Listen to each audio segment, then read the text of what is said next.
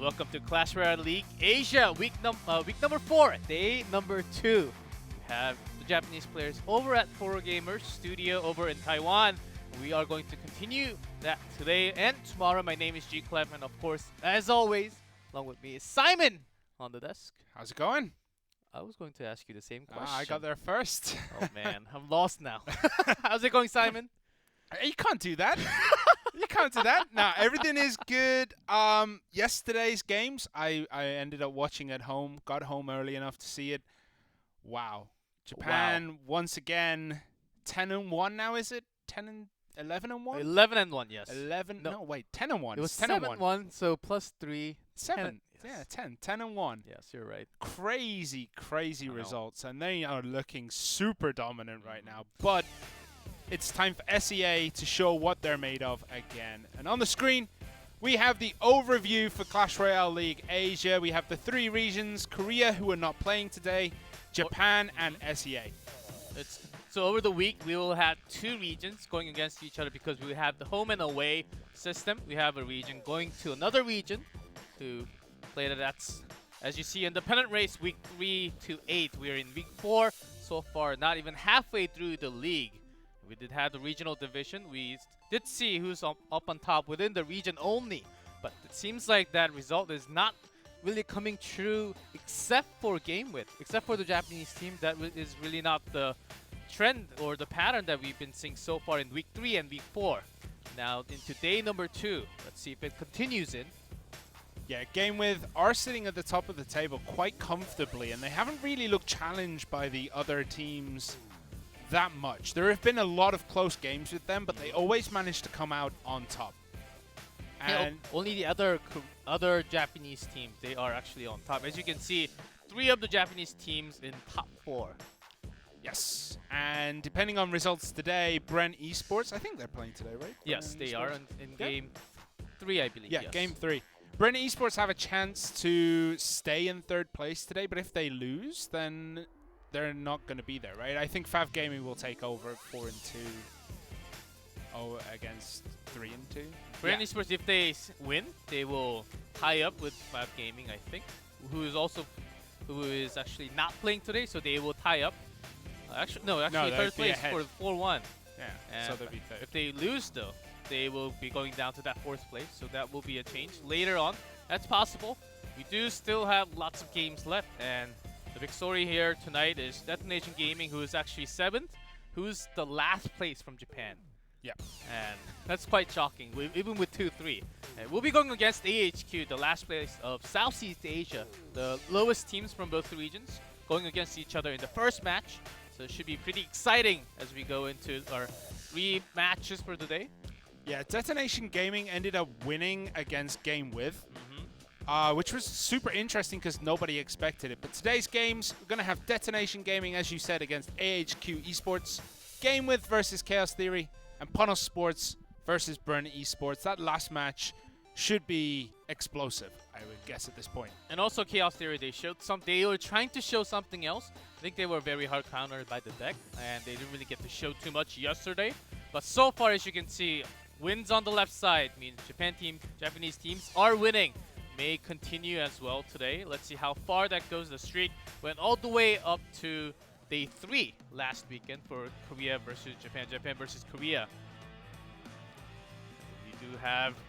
We already have Detonation Gaming ready to go. 7th place, the last place from Japan, but still standing in very strong 2 and 3. Yeah, Detonation Gaming are by no means weak. They are looking really good. But on the screen now, we have AHQ Esports Club, AHQ Jake Yao Yao Kangxi, I guess, and Morris Lin. Sorry, my Chinese pronunciation is awful. Yes, Kangxi. All right, cool. There they are on the screen. AHQ currently 0-3, haven't managed to knock out a win, but today could be the day. We have seen that they are playing pretty well. They're just kind of unlucky, I would say. Let's see if it becomes a pattern once again, because Sandbox, who had 0-3 from Korea, was the only one defeating one of the Japanese teams also. Let's see if that's the same case for Southeast Asia. AHQ, who also has 0-3. Maybe the one winning against that could be that would be quite a funny pattern, you know, to see. That would be a great pattern to see. Only the teams with 0 wins can beat Japan. Which means if after they beat them, no one else can beat them. Well, nothing is going to fall into quite a equation here, but we're just looking for the pattern, which could be somewhat entertaining if it happens, and that's going to be in work for match number 1, as we just saw the team profile. And it has been the pattern. Japanese teams very dominant. We can't just try to shrink how strong they are, but they are indeed very strong. Seems very confident. Lots of practices, and coaches are always right next to them, making them practice. Yeah, and here we have Pirameki from Detonation Gaming. Perfect win ratio of 50%, 4 wins and 4 losses. He has shown that he is a really good player at this level. Perfect loss ratio onto his 2v2 also, 0 and 4. So that's something that we can see. They're banned with lots of spell cards, I believe, when they had their 2v2.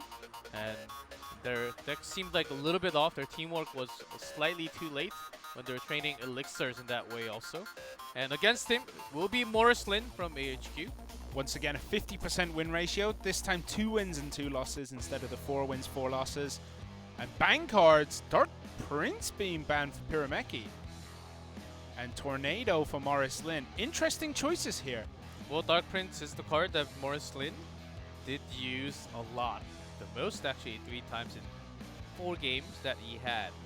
So trying to go with the previous information that they have, but it was only for the regionals. And if you guys haven't tuned in before, last weekend, it was only Korea versus Japan. So Southeast Asian teams actually got to watch all the matches from Japan. So they had extra set of matches to prepare for.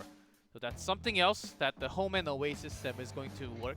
But in the later weeks, it will be the opposite, because Southeast Asia will be playing more and then Japan will be playing less a little bit.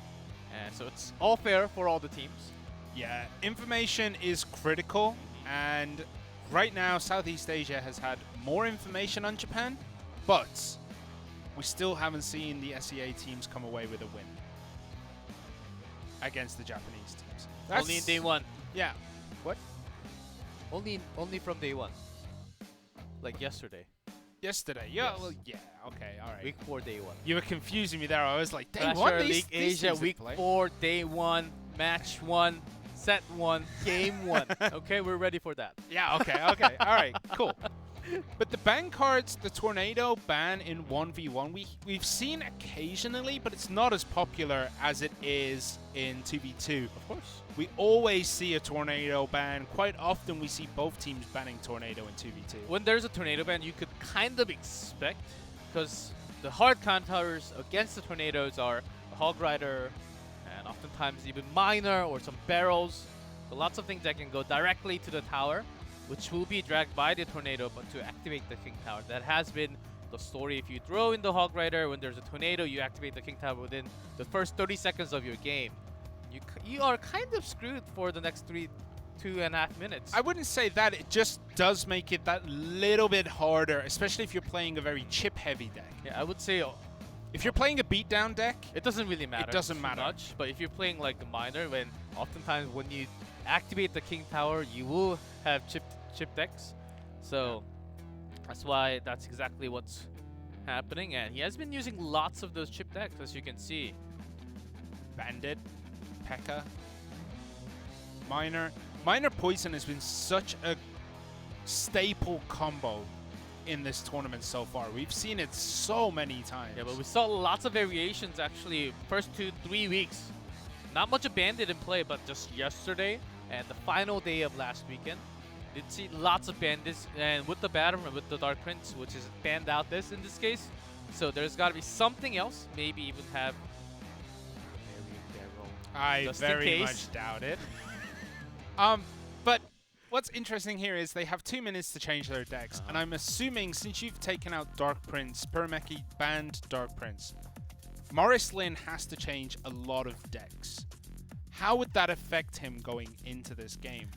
It's also a good point to bring out some of the gangs like the goblins or the skeletons, even the guards would be so much more effective without the Dark Prince, because it usually just dies to 1-2 swings, those small ones. Now, without the Dark Prince, there are less of a tool. Like, are you really going to bring your wizard into play in competitive? No, we have barely ever seen a wizard, only I guess once in 2v2, and that was it. Shame it's not like that on ladder, because that's all I see on ladder is wizard, wizard, wizard, and wizards are really good counters to the cards I like to play. Like lots of minions hordes. and minion hordes. That's exactly what I was thinking at the same time. So I would always donate my wizard. I would just just take it. I never use it. So without the Dark Prince, how would you counter things like that with Zaps, Fireball, Electro Wizard, Mega Knight? I think the small units gathered up in 3 and maybe 5, Goblin Sphere, Goblins, or the gang. I think they will be a lot more in use just because we have the ban. But logs are a hard counter there, so I cannot see them being too prevalent, because we do like log. That's how you bait the log and then use the barrel. And you also have the tornado ban, so maybe we have a chance to see that log bait and then have the barrel or the miner. I think we're going to see a lot of those cards being in effect. Also Dark Prince being banned, which has been pairing up a lot with the heavy beatdown, the gold, and the giant. That's also sort of removed. It is still possible with a Prince, but not as, I wouldn't say, but they're not powerful, but still not as powerful compared to with the Dark Prince or without the Dark Prince. It is just not the same. I would disagree. There are about 1,000 variations on a Golem deck, and Dark Prince doesn't need to be in there. There are so many. You could run, well, obviously not 1,000, but you could run things like Night Witch Golem. You could run Miner Golem, because you let the Golem go up front, throw the Miner in the back. There are so many different things. 3 Musketeers, if you have the Elixir Collector, which is available here. You might be able to run that, but that is super heavy. That's a bit too heavy.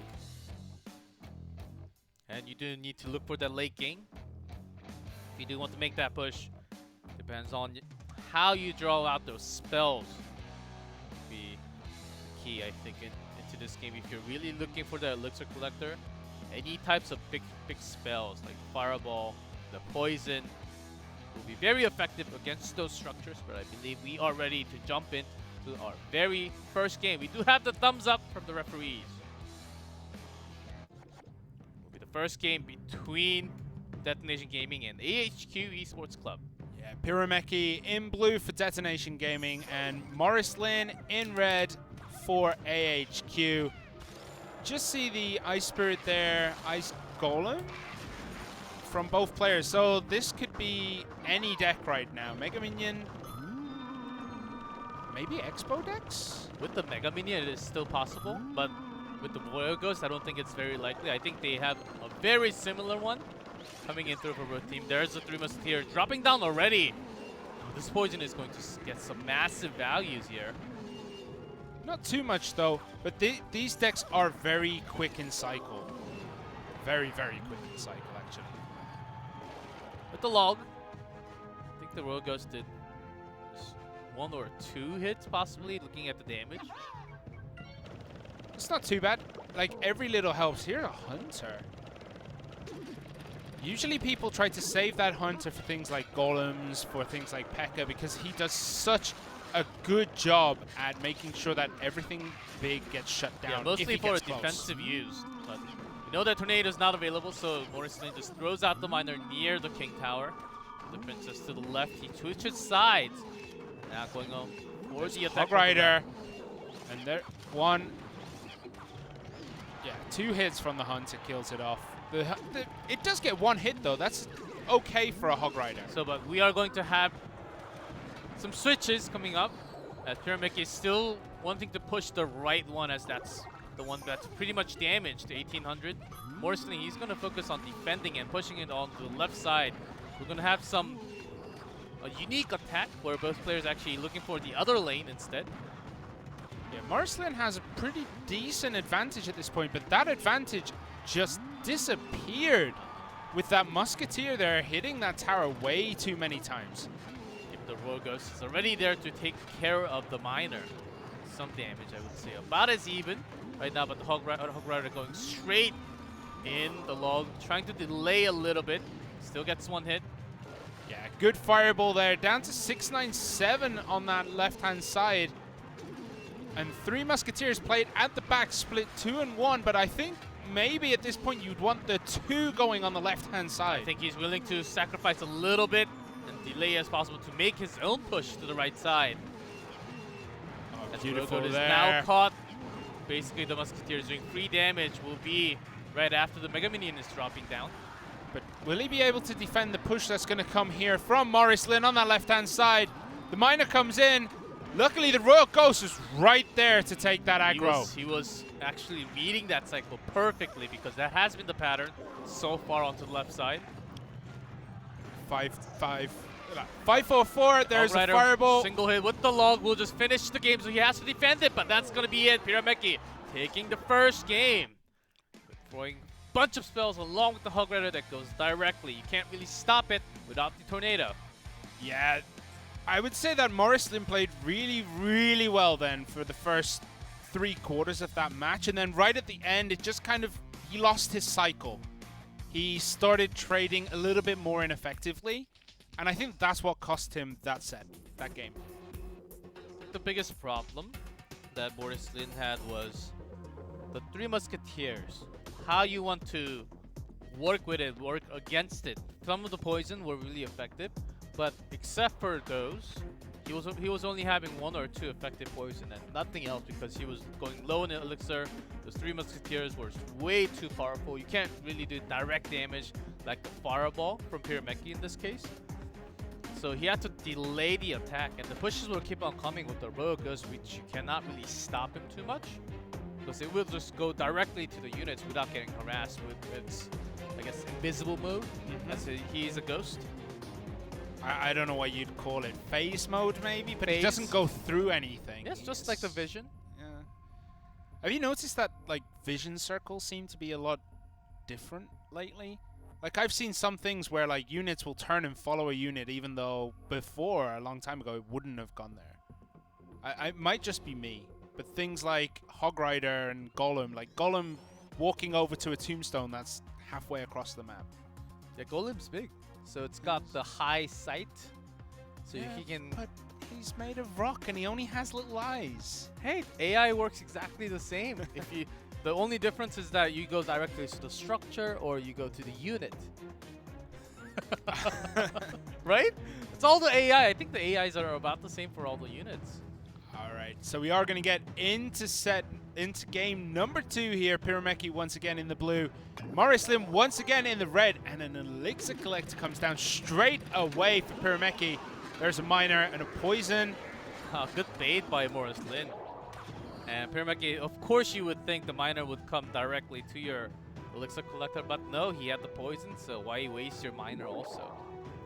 There is also the other issue. If you go for that Elixir Collector and it drops and your Miner is right in the middle, it'll walk to the King Tower and activate it because he's in that position. It's possible, but with that, Morrison actually got some value of that good trade at the beginning. Battle Ram all the way from the back. And it looks like Pyrameki's going with a charge deck here. If that Battle Ram connects, it's going to do a lot of damage. There we go, 400 damage on the bat. Oh, that tower is going down so quickly on that top right-hand side. The poison not really connecting with the Barbarians. Did not help too much. And Hunter only getting small amount of damage compared to how focused it is onto the right side. Pyrameki, of course, will be smiling after this. Yeah, has a big advantage right now. He's 1 elixir up. There it goes down, the Elixir Collector. Save some of that for later when he needs it.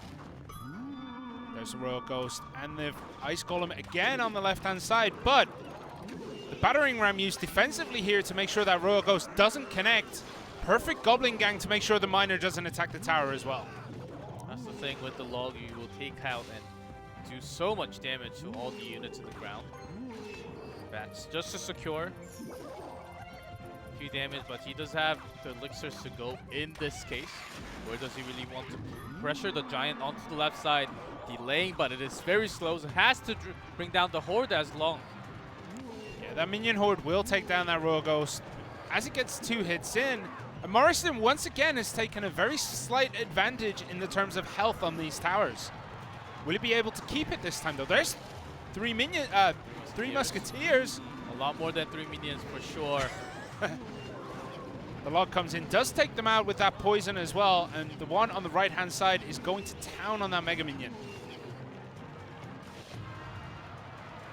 Looks almost like a disaster for him, Ricky. Maybe he does have another cycle, but Hunter will be so effective against all the giant and the minions right behind them.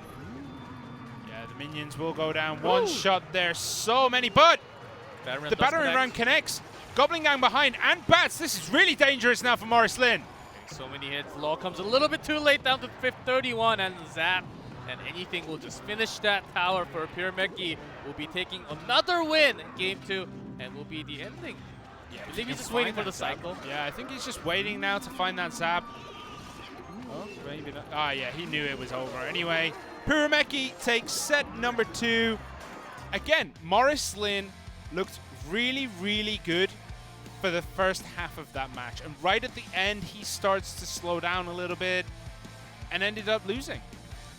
Mechanically saying how Pyrameki was controlling his cycle because he was holding on to that 3 Musketeer, having that key card in game 1 and game 2 together. I think that was a key point where Morris Lin could not really effectively defend against the 3 Musketeer. Sometimes a log and the poison did the job, but not all the time. That was only when he had 2 cards in his hands. When it was not paired up together, he was really losing it a lot because it was baited lots of times by those Goblin Gangs. Yeah, Fireball is a good answer to the 3 Musketeers, but Morrison's decks couldn't really support it, I guess, because we didn't see it in the second game, right? He used Log Poison again. So maybe in the future he could think maybe I should bring Fireball against 3 Musketeers, because it is a great card to use. Yeah, it's certainly possible, but he has already dropped the set, and Detonation Gaming, again, leading as they took the first set. We'll be getting ready for our 2v2 very soon, but pretty confident, I would say, going in once again. And Morris Lin was also the ace player for the ace match a few times back in first week and the second week, I believe, when they had the regional games with the Southeast Asian teams only. Yeah, that finish there, textbook finish. Get everything down to around 1 spell, maybe a hit, and it's over. This here felt like Pyrameki was toying a little bit with Morris Lin because he must have had Zap earlier in that cycle. No, I think played 4 or 5 cards. I think the Zap just came in because he also used his own Zap when he was having all the bats and goblins going towards that tower. So he wasn't really toying around. Yeah, okay. He wasn't really just looking for the cycle, just tossing down the small ones as possible, like the bats, the goblins, the 2/3, and the battering rams. Yeah, the easy ones. And also, it's pretty interesting as Battle Ram actually went through the miner and the tower, and it actually got the miner off the tower to do the damage onto the ram instead at the end. That was also one other thing that I guess if you have the Battle Ram deck, you could try against the miner if you have the experience. We do have the 2v2 ready.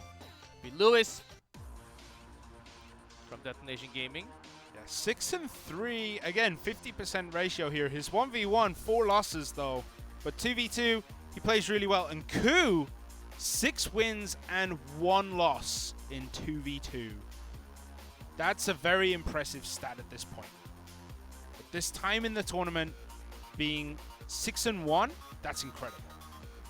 I think they got it down on their 2v2. HQ, we saw lots of 2v2s with somewhat disappointing moments, as late reaction they would lose some elixir trades. And Shiake here, holding 1-2. Also Yao Yao, who played yesterday, has been the pair. With 2 wins and 2 losses, 50% win ratio again, but it's going to be really hard here for. I think it's going to be hard for AHQ to take this game. It will be very tough, and never mind, they did not play yesterday. Let me correct myself. I was thinking of someone else. As Both Detonation Gaming and AHQ did not play yesterday. It is their first match of the weekend. Which means they'll play tomorrow as well, right? Yes. Because you don't play twice in one day usually. But we can see the 2v2 teams are throwing up their bang cards. Balloon and Poison. No Tornado. That's interesting. Usually, I guess both teams thought the other team would ban the Tornado because we do see it all the time. It's usually what happens. And very likely, Tornado double ban. Happened like, I think 2 out of the 3 games that we had in 2v2 yesterday. And that's correct stat from yesterday. With Tornado, now that's going to be in play. Even Rockets without the Tornado was pretty effective yesterday. With the Tornado, I think the Rocket is basically a must card that we're going to have. Look at this, Tornado. Of course, Poison is banned, but Tornado Executioner, the perfect one to defend. If you don't have that cycle, you have the Rocket also to finish up the tower. You also have Tornado, Giant Skeleton. Wait until that Giant Skeleton is on his last legs. Tornado everything into his Death Bomb, and suddenly you have nothing left. It's 1,000 damage pretty much, right? It's a lot. Which one does? Giant Skeleton Death yes, Bomb. close to. No, that's a tower though. It's different to units, no? Same. Is it the same for that? Okay. Yes, the death damage is the same. Well, Ku likes his golems here, and the double prince. We might see that in this match, I think. Definitely a golem kind of game. yeah, we do see lots of golem pushes from Japanese teams, and seems like that's going to be the continuous trend. And even with the Rocket just throwing down 2, we'll get over 800 damage, 864 on the tower to be exact. And we did see some massive value out of those Rockets, taking out like the Infernal Dragon plus the Prince or the Dark Prince without the shield. With the shield also doing the damage to Golem, because oftentimes you have the units following the Golem right behind. It's actually quite easier to hit the Rocket, which is very slow oftentimes. Not the longest radius, only 2. It does a lot of damage when you can get that 6 elixir value to take out multiple units. Why not just go ahead and fire, and you can make your own push right after. Yeah, and you'll build up that push behind your own golem anyway. Even if the units of the enemy are clumped up behind it, you're still going to be trying to build something behind the golem. It's very rare you'll try and build a push up in front of the golem. The only time I could think would be like Royal Ghost, maybe in front of the golem, because he's not going to get targeted by the tower at all, and he'll get there first. I wish we can have like a combination of the cards. Royal Ghost, Gang of Guards. That would be the most broken thing I could possibly think of. Like, Royal Ghost's invisibility. Royal Ghost, Royal Gang Ghost of Guards. Royal Ghost's Instead of 3, invisibility. it's going to be 5, and it's going to be invisible. Is it going to have the attack speed of the It's goblins? going to have attack speed of Dark Goblin. Yeah. Oh. And then it can actually throw the spears too, if they want to. Oh my goodness. Please, please, 9 9 elixirs. never make your own game like this, because that is imbalanced. I 9 could not elixir, imagine. 9 elixirs still would be how about super 11, strong. 11 elixirs? Yeah, that's perfect. 11 elixir would be good for a card like that. All right, so both teams now look like they're ready to get into this game, so we should be starting relatively soon. Yep, they got their 3 minutes, and we did have that intense rocky music with the guitar, and that's usually the 3 minutes that we have. And we do have some slight delays before we go into 2v2, just to make sure we have the headsets on and everything. In terms of communication, it works. Yeah, those headsets are huge too. They are noise-canceling headsets, which is why they're so big. They're usually used in airports and things like Helicopters, yes. That's the... And you have to have the certification. They have those marks of how much you cancel the noise from the outside. And usually the ones for the airplane and the pilots and the helicopters, it's about the same. And you can tell by how thick they are. Yeah. Well, I mean, how thick? I've bought some really cheap headphones that have 0 noise cancelling that are bigger than that. That's why it's cheap. Yeah, it's empty inside. It's actually just an earbud inside like a giant shell. We do have the thumbs up. And we are ready to get into the game. And 2v2 so far, Detonation Gaming took first set. If they take another set, will be the match over. Let's see if HQ Esports Club can bounce back on this 2v2. Alright, so we have Lewis and Ku, Detonation Gaming in blue, and we have Jacquet and Yao Yao in red at the top. In comes a Miner, connects with the Ice Spirit, and then an Executioner drops straight away. Very interesting choice there, and a Rocket to take him out instantly. Value. Earned, and with the Tornado, we will have the giant skeletons coming in here. The Miner with the trades a little bit from both sides. Yeah, Miner hit the tower once, I think, and then changed target to those guards. These are non-elite, not the ghost guards. Alright, so Executioner in the back. He's going to be leading at the front.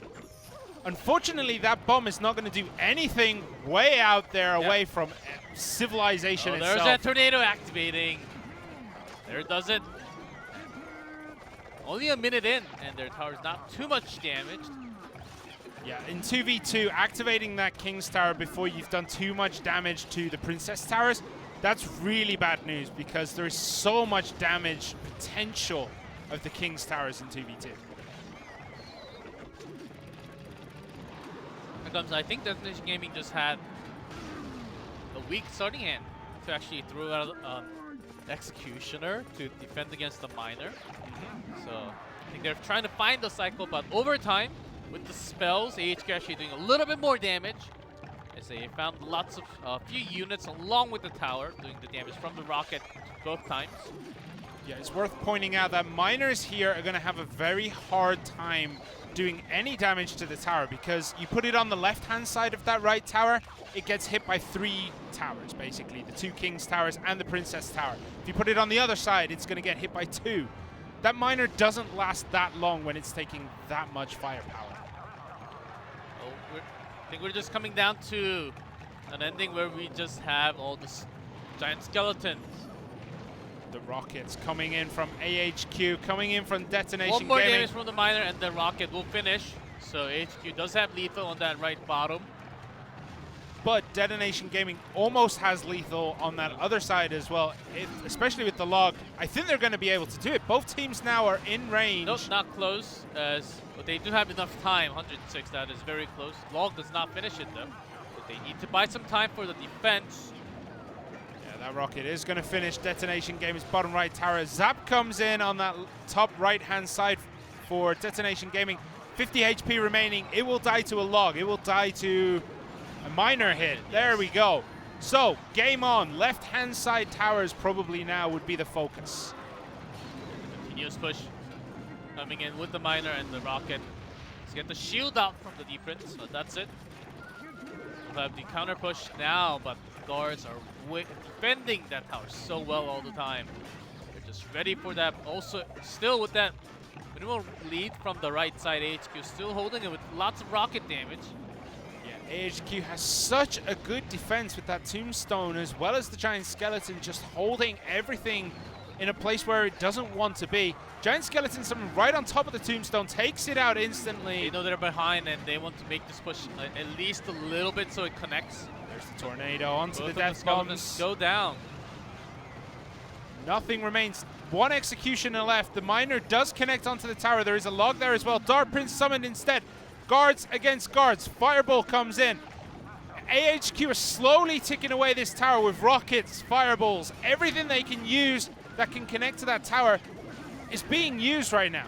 Ooh, they do have the skeleton, but not in the range where you can do the explosion damage. And 2 rockets with a log will just finish this game from AHQ. They're just waiting for that cycle and building up exactly the elixir that they need. There's the first one. Yeah, Detonation Second one with the Gaming log will have be lost this. They game know over. that is it. There we go. AHQ taking game 1 in a very dominating fashion, I would say. Yeah, that was from the Rocket. They had the early start, and that's how you make the lead with Tornado. We were expecting the Rockets to come out, and That's exactly how it went. It was basically just maybe a few hundred from the miner just to delay and make sure they defend. They also use their units, but the Rocket doing most of the damage to all the towers. Yeah, most players like to put defensive units behind the tower to start off so they meet in range of that Princess Tower. And that just opens everything up for those rockets to start hitting. The rockets hit the tower, they deal damage to that. They hit the units, suddenly you have no defense left over. It's so much damage over the course of a game. All those rockets hitting and connecting with units and the tower. And I believe HQ also had a fireball, Yes. shooting the tower multiple times. So that helped a lot. And basically, they were trying to defend with the minimal elixir that they have, just to make sure nothing gets really close to their tower, except for the miner, which was dealt with the guard, only 3 elixirs. Whenever they had extra, just throw the rocket, getting some value, hitting your units, even if it doesn't hit the unit, as long as you get that tower down. And they had the early lead, throwing down the rocket as soon as possible. Yeah, it's not a very easy way to play, I would say, throwing those rockets out. It is quite dangerous if you get countered. Like, it's really easy to counter. Someone just spent 6 elixir rocketing your tower. It's hard to move forward, right? It's hard to defend anything. So they have to keep that up. Rocket after rocket, fireball after fireball, and doing what they can. Giant Skeleton is great for that because when it dies, it kills the attacking units with that death bomb. That's why we have the Giant Skeleton all the time. As Tornado is available, that has been the deck that is most popular. Is going to switch it up with the Golem. They're going to go with the Prince. Instant respond with the Miner and the Guards. Yeah, Dora Prince used on the defense. Just taking out the guards, taking out the miner. Didn't really take that much damage from that push. They also have the Tornado. Yeah, that'll probably be drag used. them back very late, and I think they have. Yeah, they should have one with the cycle as it's tossed down about 7 cards already. Yeah, HQ here playing a very similar deck to game number 1. Lightning getting the set number value, hitting the tower as along with all the units right next to it. Yeah, Detonation Gaming's miner there connected with the Prince instead of connecting with the tower. Zap taking out the bats. Guards used to make sure that Prince does not connect. HQ, their Golem is very much secured by the Giant Skeleton, but right now we do see incoming damage from Detonation a lot more. Quite a few little bits of chip damage there in 1958. There's a rocket. Does hit the Inferno Dragon and the tower, taking that down to 2102. It looks like Detonation Gaming took a little bit of a leaf out of AHQ's game book from that last game, making sure those rockets do connect with high-profile units as well as the tower, putting you at a massive advantage. But the Tornado used to make sure that Giant Skeleton goes the wrong side. Goes straight in. Executioner will not be enough. There's a Rage, and also the Bat. Game-changing Tornado. Detonation tries to delay that as well with the Tornado, but Double Prince still alive. They're going straight to the tower, doing massive damage now. Yeah, Detonation Gaming lose that bottom right-hand side. AHQ just gave themselves a very commanding position. Gets the charge damage to the King Tower even. Golem still alive down below 3k very soon.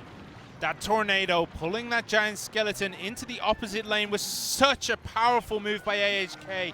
Gave them that tower, and it doesn't look like Detonation Gaming have what it takes to be able to push through. They have to go all in. There's 30 seconds left, and they need this tower to drop. That is why they're throwing in everything, even the fireball, but not enough damage as he shakes his head to the side and says, oh man, this is not going well. Only 17 seconds left remaining right now, but still very strong, 1700. That's not going to be possible at the time.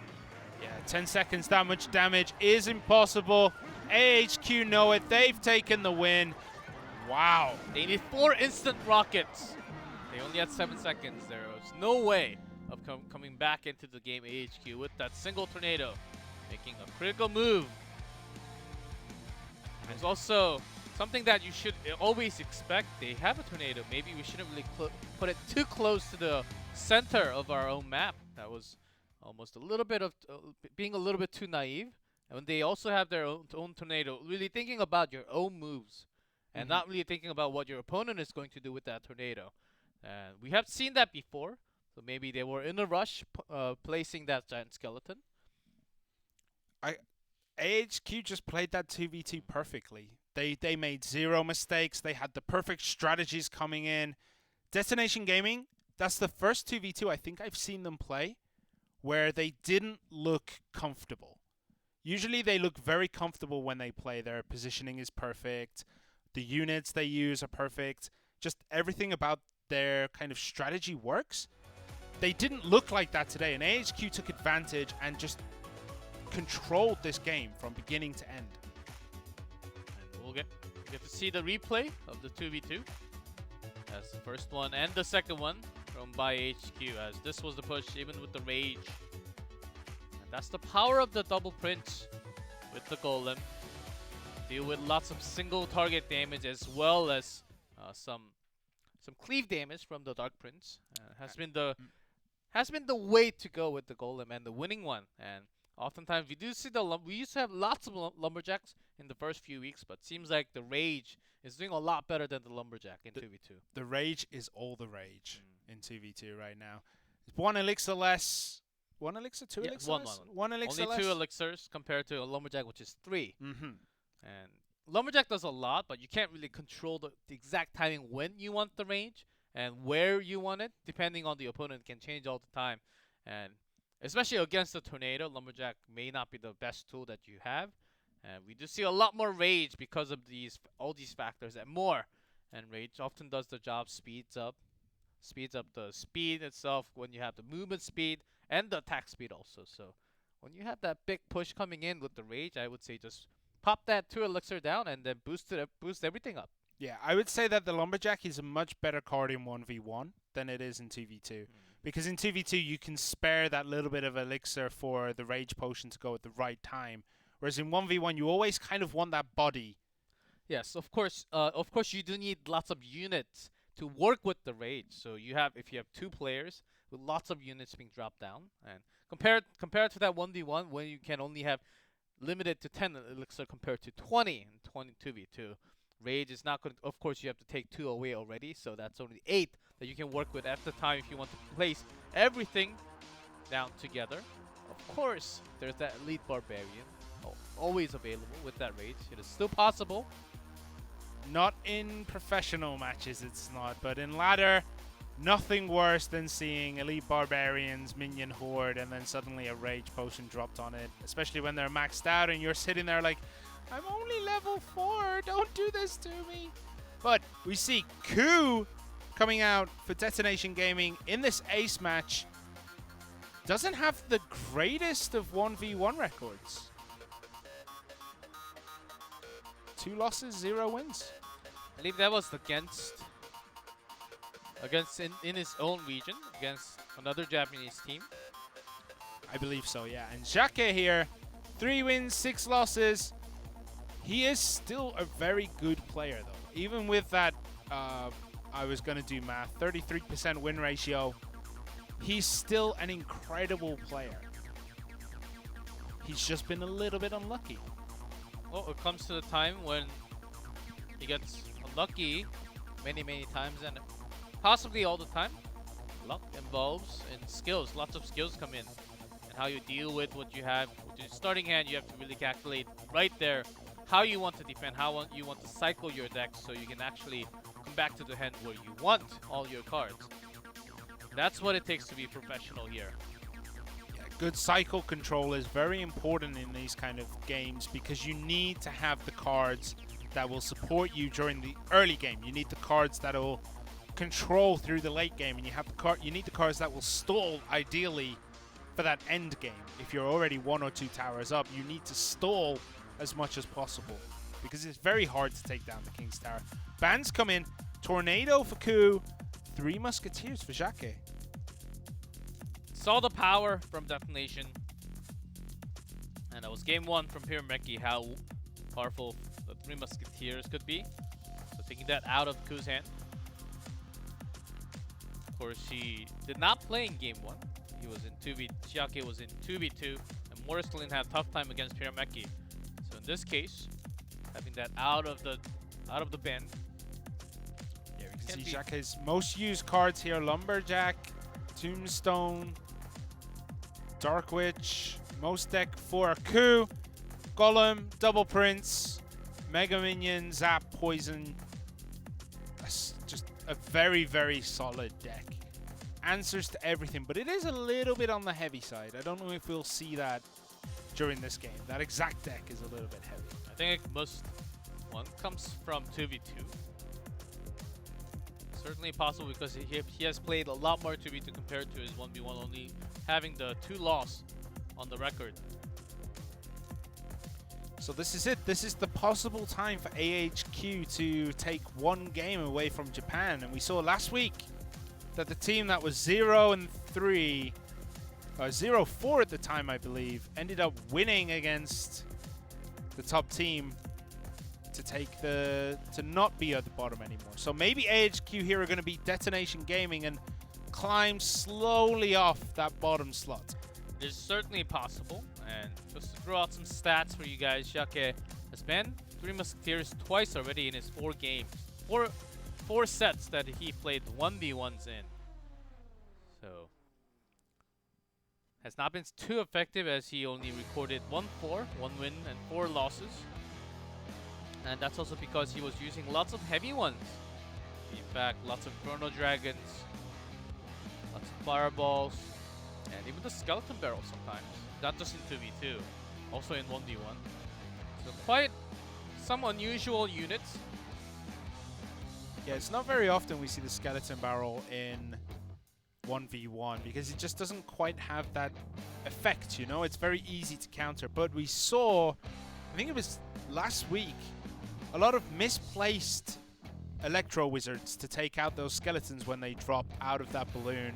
It was a 2v2, I believe, and that actually costed them the game because they went down to the other tower. And oftentimes what you do with the Skeleton Barrel is you have a push to one side and you just have that toss to the other side. Make sure to distract the focus from the other player. Which one do you really have to defend? Sometimes it's really hard to deal with both pushes coming in, and oftentimes you end up at least baiting out a spell, unless it's going to take a bunch of damage. I've seen Skeleton Barrel just doing about 500 to 600 damage alone. It's a very powerful card if it connects and isn't instantly countered, because that's a problem we see a lot. It is a card that can be easily countered by a Zap, easily countered by Electro Wizard, easily countered by a Log.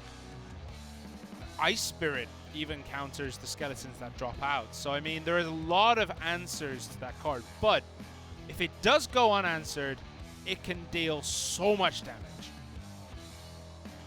That's what we do see that in play from Jacque. In terms of Coup, don't have too much information on his 1v1, only played it twice. But last time he was banning the Miner and was banned the Golem, but he's going to ban Tornado in this case. We're off to a different game as we are going into the ace match. Alright, so we have Detonation Gaming's Coup in blue at the bottom of the map and AHQ Jacque in red at the top. Both players now just seemingly waiting for the other player to make the first move. There we go. Tombstone comes down for Jacque. Dark Prince is the answer to that. Baby Dragon, interesting. We only ever really seen Baby Dragon used in Expo decks so far this tournament. So we did see the Baby Dragon in play for lots of Lava Loon decks also. Maybe Jacque is thinking of that air deck, lots of air units in play. Could be. There's a Guards and a Giant, and there's the balloon. No Lava Hound this time, but there's a balloon, and it's going unanswered. Coup hasn't put anything down to take that out. He saw the Elixir trade on to the left one as Electro Wizard right before Giant, so he wants to trade this one out. And is probably going to get that trade. And there is still so much left alive. Still go directly all the way to the King Tower. Is he going to get a good drag with the Ice Golem? Still will charge. Ooh, just out of charge range there. But tower damage is being done to that King's Tower there. 2, 6, 2, 8. So a fairly even trade, I would say. So at this Ku point. actually can choose, and he chooses to defend for now. He can actually go for the King's Tower instead. It's actually damage enough to go for that 3 crown. And he does have the major push. He does have the giant available once again. Should be in his hand. Where would you put it though? As Ku, now definitely he should be going for that King Tower. Just in case Yake comes up with the surprise balloon attack once again. And there has been Infernal Dragon already been out, so you need to take care of that first, and then make sure your giant goes in right after. The Electro Wizard drops instantly to the Fireball, which means the Inferno Dragon can clean up the giant, will clean up the Prince as well. And suddenly Shake has a very powerful push coming in here. There's the balloon. Inferno Dragon, 2 baby dragons in the back. Will this balloon connect? Doesn't manage to get an attack, but the death damage will deal 200 onto that tower. 300, but the giant is now going once again. And Ku has used Zap a few seconds ago. The giant will be going down. Massive values from the Infernal Dragon. He doesn't really have anti-air too much to actually delay or get some attack onto that balloon. Electro Wizard is available. The Fireball incoming will take away that Electro Wizard, which means the tower, oh my god, that balloon is uncontested right now. 1 bomb, maybe 2. Oh, just not enough time. If without the Zap, I think that could have been 2 drops and almost the game over. Yeah, Ku isn't looking very strong now. He does need to build this push back up, but he needs to keep an answer for that Infernal Dragon, which he doesn't have. Mega Minion has to be used to at least bring down Infernal Dragon or even the balloon. Now, he knows everything is not going for his way, so he's going all in with the poison of his own to do damage. Going straight to the King Tower. Yeah, Tombstone pulling that giant away from the tower, but it is going to connect once. And great Ice Golem there used to make sure that nothing else other than that giant's fist will connect with that King's Tower. He does have the balloon, just waiting for the perfect time to drop it and go straight to the left one. Still having 969. Who's still trying to push in with the giant. Push. The giant will connect once at least. There we go. 1 hit, 2 hits, down to 744 HP on that King Tower. Still has a Prince. And going to go with the Dark Prince, so she wants to go all in, maybe even throw in a spell, as he's going very low on the elixirs now, so switches over to the defense. Shake, he does have everything. Another giant to delay. Yeah, this could go down to a tiebreak, even though both of these towers are relatively low. No player really can push out that advantage. Put the Mega Minion down. Shake, is he really going to contest with the balloon right after? He does have it in his hand, but so far just defending one out, because few damage landing on that King Tower will be game over. There's the balloon. The balloon is coming in. Baby Dragon, Inferno Dragon has to drop the poison, but does he have anything else? He does have the Electro Wizard, but gets fireballed right after. And it seems like the balloon will connect to the tower very likely and gets the job done with 45. That's going to be the game-ending explosion. GG. Wow. Both players there, I can't even explain it. They played out of their skin. It was back and forth, but Shake just managed to push through that last little bit, take it through, the balloon doing so much damage every time it was summoned. I think it was almost a mistake from Ku. We do have the timeout from Detonation, as Shake only needs 1 more game to take the entire match. And to go back to my point, I think Ku could figure it out right after, right before. Contesting to defend with a giant coming from behind your King Tower, and giving all the time for Shake to actually make his own defense and attack together, because he has all the air. And the thing is, Ku does not have any strong spells like the Fireball, or they can do instant damage. Poison takes a long damage, and within that time of 8 seconds, Balloon will get to the tower, surely. So that is what he has to think. So that's why he figured out later on, and then, oh, I do have this extra space after the tower down. I can actually throw in my giant all the way. And in which case, Shake had less of a time to deal with, and he had to place his own units all the way back, and the law got massive values all the time. So if Q actually started that right after taking the first tower, I think he could have actually delayed or got it down to three crown or at least a draw in the game. It would have been very, very close if he started playing super aggressive. But we've got to remember that if you do play super aggressive, you are leaving yourself wide open at the back. And maybe we would have seen like a balloon come in. Once that attack had failed the first time, a balloon comes in and then suddenly you're on the defensive. Yeah, that's why Ku only threw in the ground units, like the double prince and the giant. And he was actually leaving the mega minion and the luxury wizard, just in case balloon popping up anywhere. He had that in his hand for cycles after cycles. So he was waiting for that also. He has figured that out late. I think that was the mistake that he had in game number 1. Still going into game 2. I think that's something else that he can have as a change. Let's see if it actually changes anything going into 2. I think he can just keep the same one. I think he could, but I think Jacquet will keep the same deck because that deck played really, really well. But I don't think Ku will let him have such an easy trade this time. Yeah, maybe one more anti-air. This is still possible. Maybe just a tombstone to drag that balloon or any of the air units all the way there. A baby dragon could also be a good counter against the tombstone. So we'll have to see. But let's get ready to go into game 2.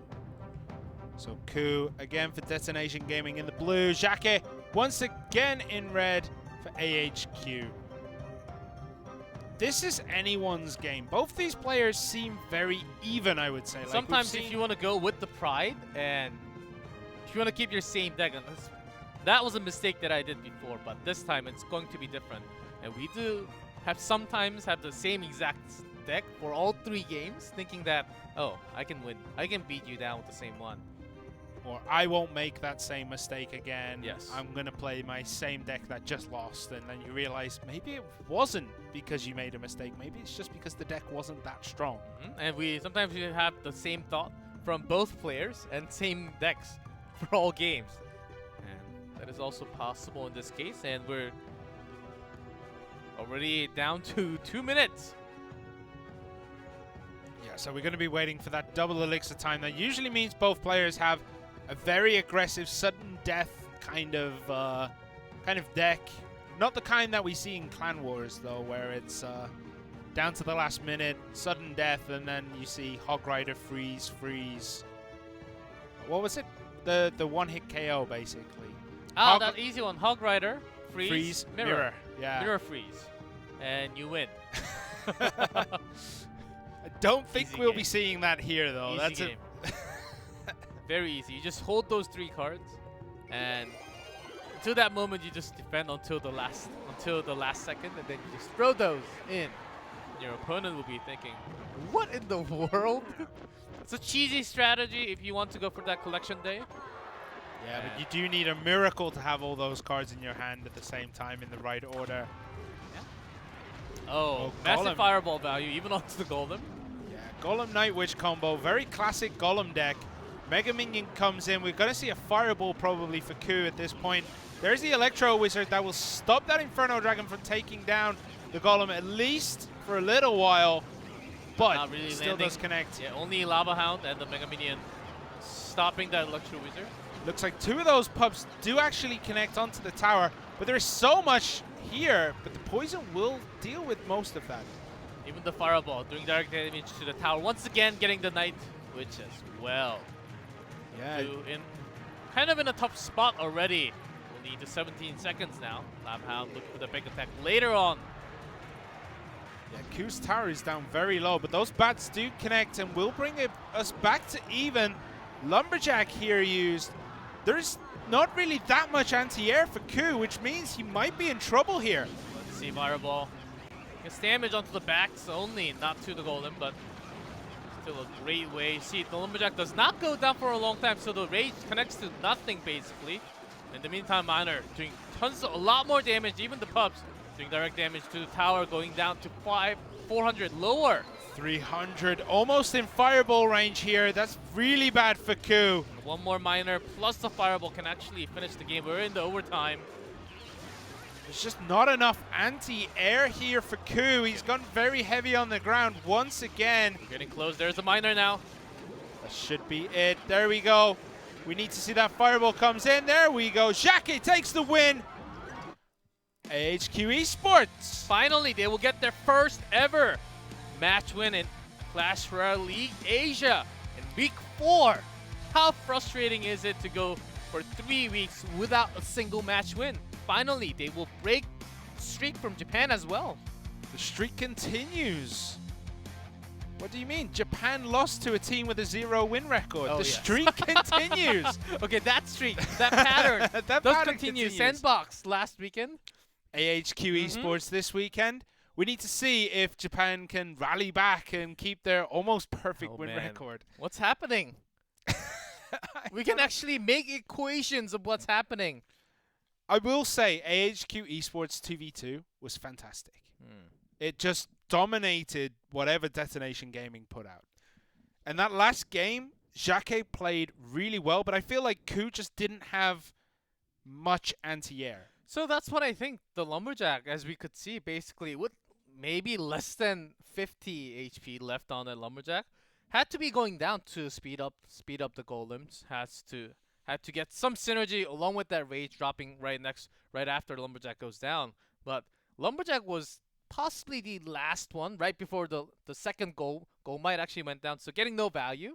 Lumberjack didn't really push in either too much. So I think Rage overall just wins in trade. Yeah, I think it would have there maybe. But don't forget, the Lumberjack did take out that Tombstone pretty quickly because he does have an insane attack speed. And that was true, but against the air attacks that Jacques actually had in this case, he again didn't really bring too much anti-air. That was a big problem right there. Yeah, all he had was Mega Minion and Electro Wizard and a couple of spells. And even the Miner doing tons of damage along with the Fireball, oftentimes connecting the tower to the Golem to the Night Witch again and again. That has been the massive push, and that was really well done how you use the spell. You always want to get your maximum values. That's why you bring that Fireball. Yeah, here we can see the balloons just connect and deal so much damage. I think Ku made a mistake right at the beginning there trading. He should have tried to defend at least a little bit, but he had no anti-air. And here again, anti-air is the issue. You have the bats from the Night Witch, you have the Electro Wizard, you have the Mega Minion. That's it. Just no anti-air defense. Look how happy Jacques is. I would First feel win for HQ. Yes. That's how you do it. And he got the ace match. He came out 2-0. Pretty solid, I would say. And the first win of Southeast Asia as well. So that's pretty awesome to watch in day 2. I felt like it was going to continue a little bit more. But finally, we may see some real competition between the region of Japan and Southeast Asia. It is still 3-1. But after tonight, it may be up to 3-3. Who knows? I hope so, because we need someone to show that Japan can bleed and bleed heavily, not just like a minor little scratch on his face and you made me bleed. You made me go get the bandage. And it takes effort to get up from my bed and go get. Well, we had the interview. And see what I have to say with their first win from HQ Esports. 想问一下，就是问一下侠客好了，你们在这一次的比赛赛前的一个心情怎么样？有很紧张吗？或是你们之前是一个0胜的战绩，那今天终于是拿到第1胜？赛前肯定是很紧张的，毕竟我们在东南亚赛区的时候，这边是被一个0-3给击落。那我们在后面8场，我们一定会拿出我们最好的状态来表现。对，那今天确实也是有是。So being asked if they were very nervous for the first game, yes, it was very nervous, and because they have lost in the first game, so of course for the following 7 games, they need to really take out their strength and then to work on it. 好的，那接下来问第2个问题是，你们对于这个2v2的准备是有花了很多的功夫吗？你们可能在一天的练习量大概是有多少时间在可能1v1或2v2，还是说其实是没有固定的一个时间呢？ And then how much time did you spend on preparing for the 2v2? Did it take you a lot of time, or tell us about how your preparation goes? 其实我们准备比较多的都是在2v2，然后1v2部分就是我们可能研究一下对手卡组，或是研究一下最近的美卡套这样，然后比较多是研究2v2卡组。 Alright, so it's mainly on the 2v2 that you spend time on working, because for the 1v1 it's already what they've already knowing what to do. So mainly on the 2v2s. 那接下来想问一下你们今天获胜的一个感想，换一个选手好了，看，对。Can you maybe also tell us how you feel about your winning this game today? 很开心啊，因为我们终于开张了。啊？什么？因为我们终于获胜了。哦。Yes, he is very, very excited because this is their first win. 好的，那这边的话一样是感谢 AHQ Esports Club 来接受我们的赛后采访。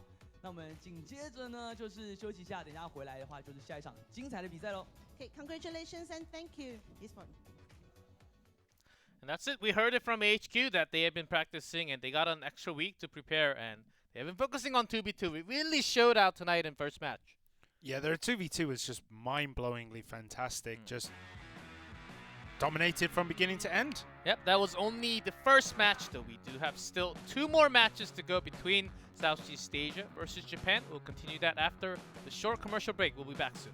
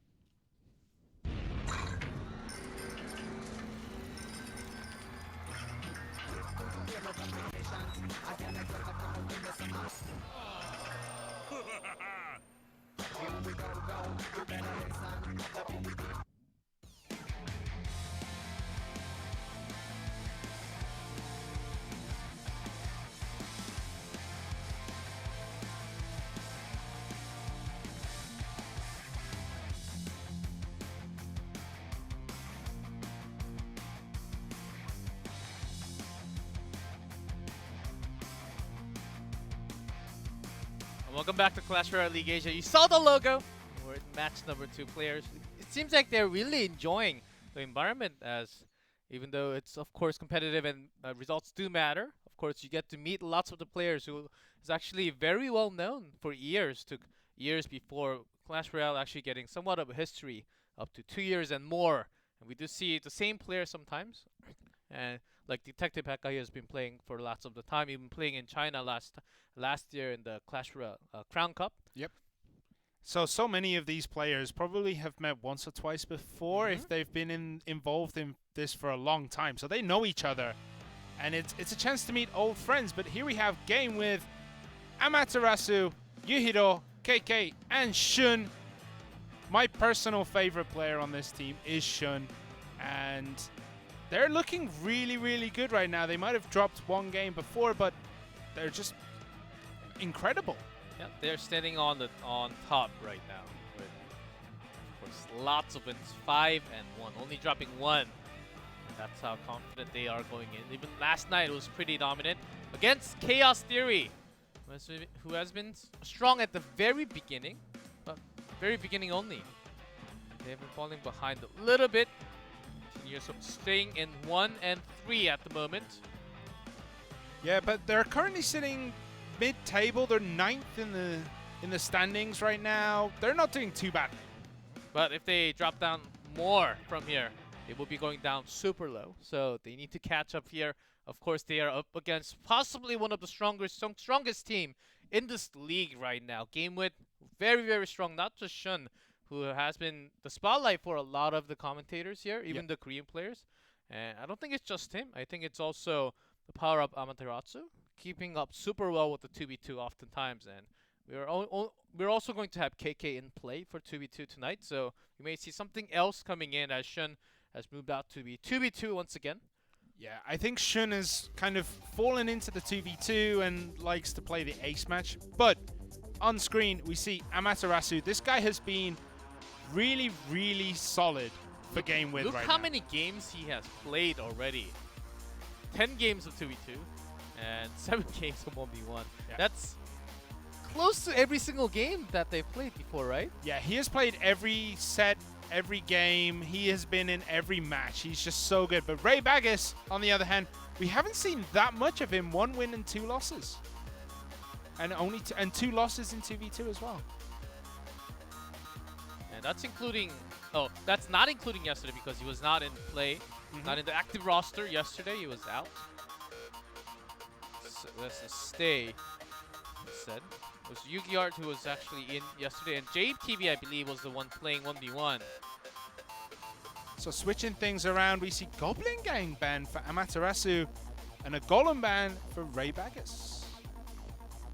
Interesting. Let's think a little bit with the ban and try to... Because, first of all, what I think of Goblin Gang at the moment with this meta... He's not that great. They're good, but they're not amazing. Because there are lots of other cards that can replace him and better. Goblin Gang takes 1 hit sometimes from, if you place him wrong enough, takes the entire gang from 1 hit from Dark Prince. Yes. Or so oftentimes, and of course there are 5, but easily taken out with lots of the light spells, the poison of course very soon as well. But that's why I think guards are actually better. They can actually take a hit, a strong hit from the spell, but they will still be alive. Can take 3 more hits on a single one. That's why we see less and less Goblin Gang in play, but I think it's a specific ban against Ray Baggis, who has been playing lots of Goblin Gang.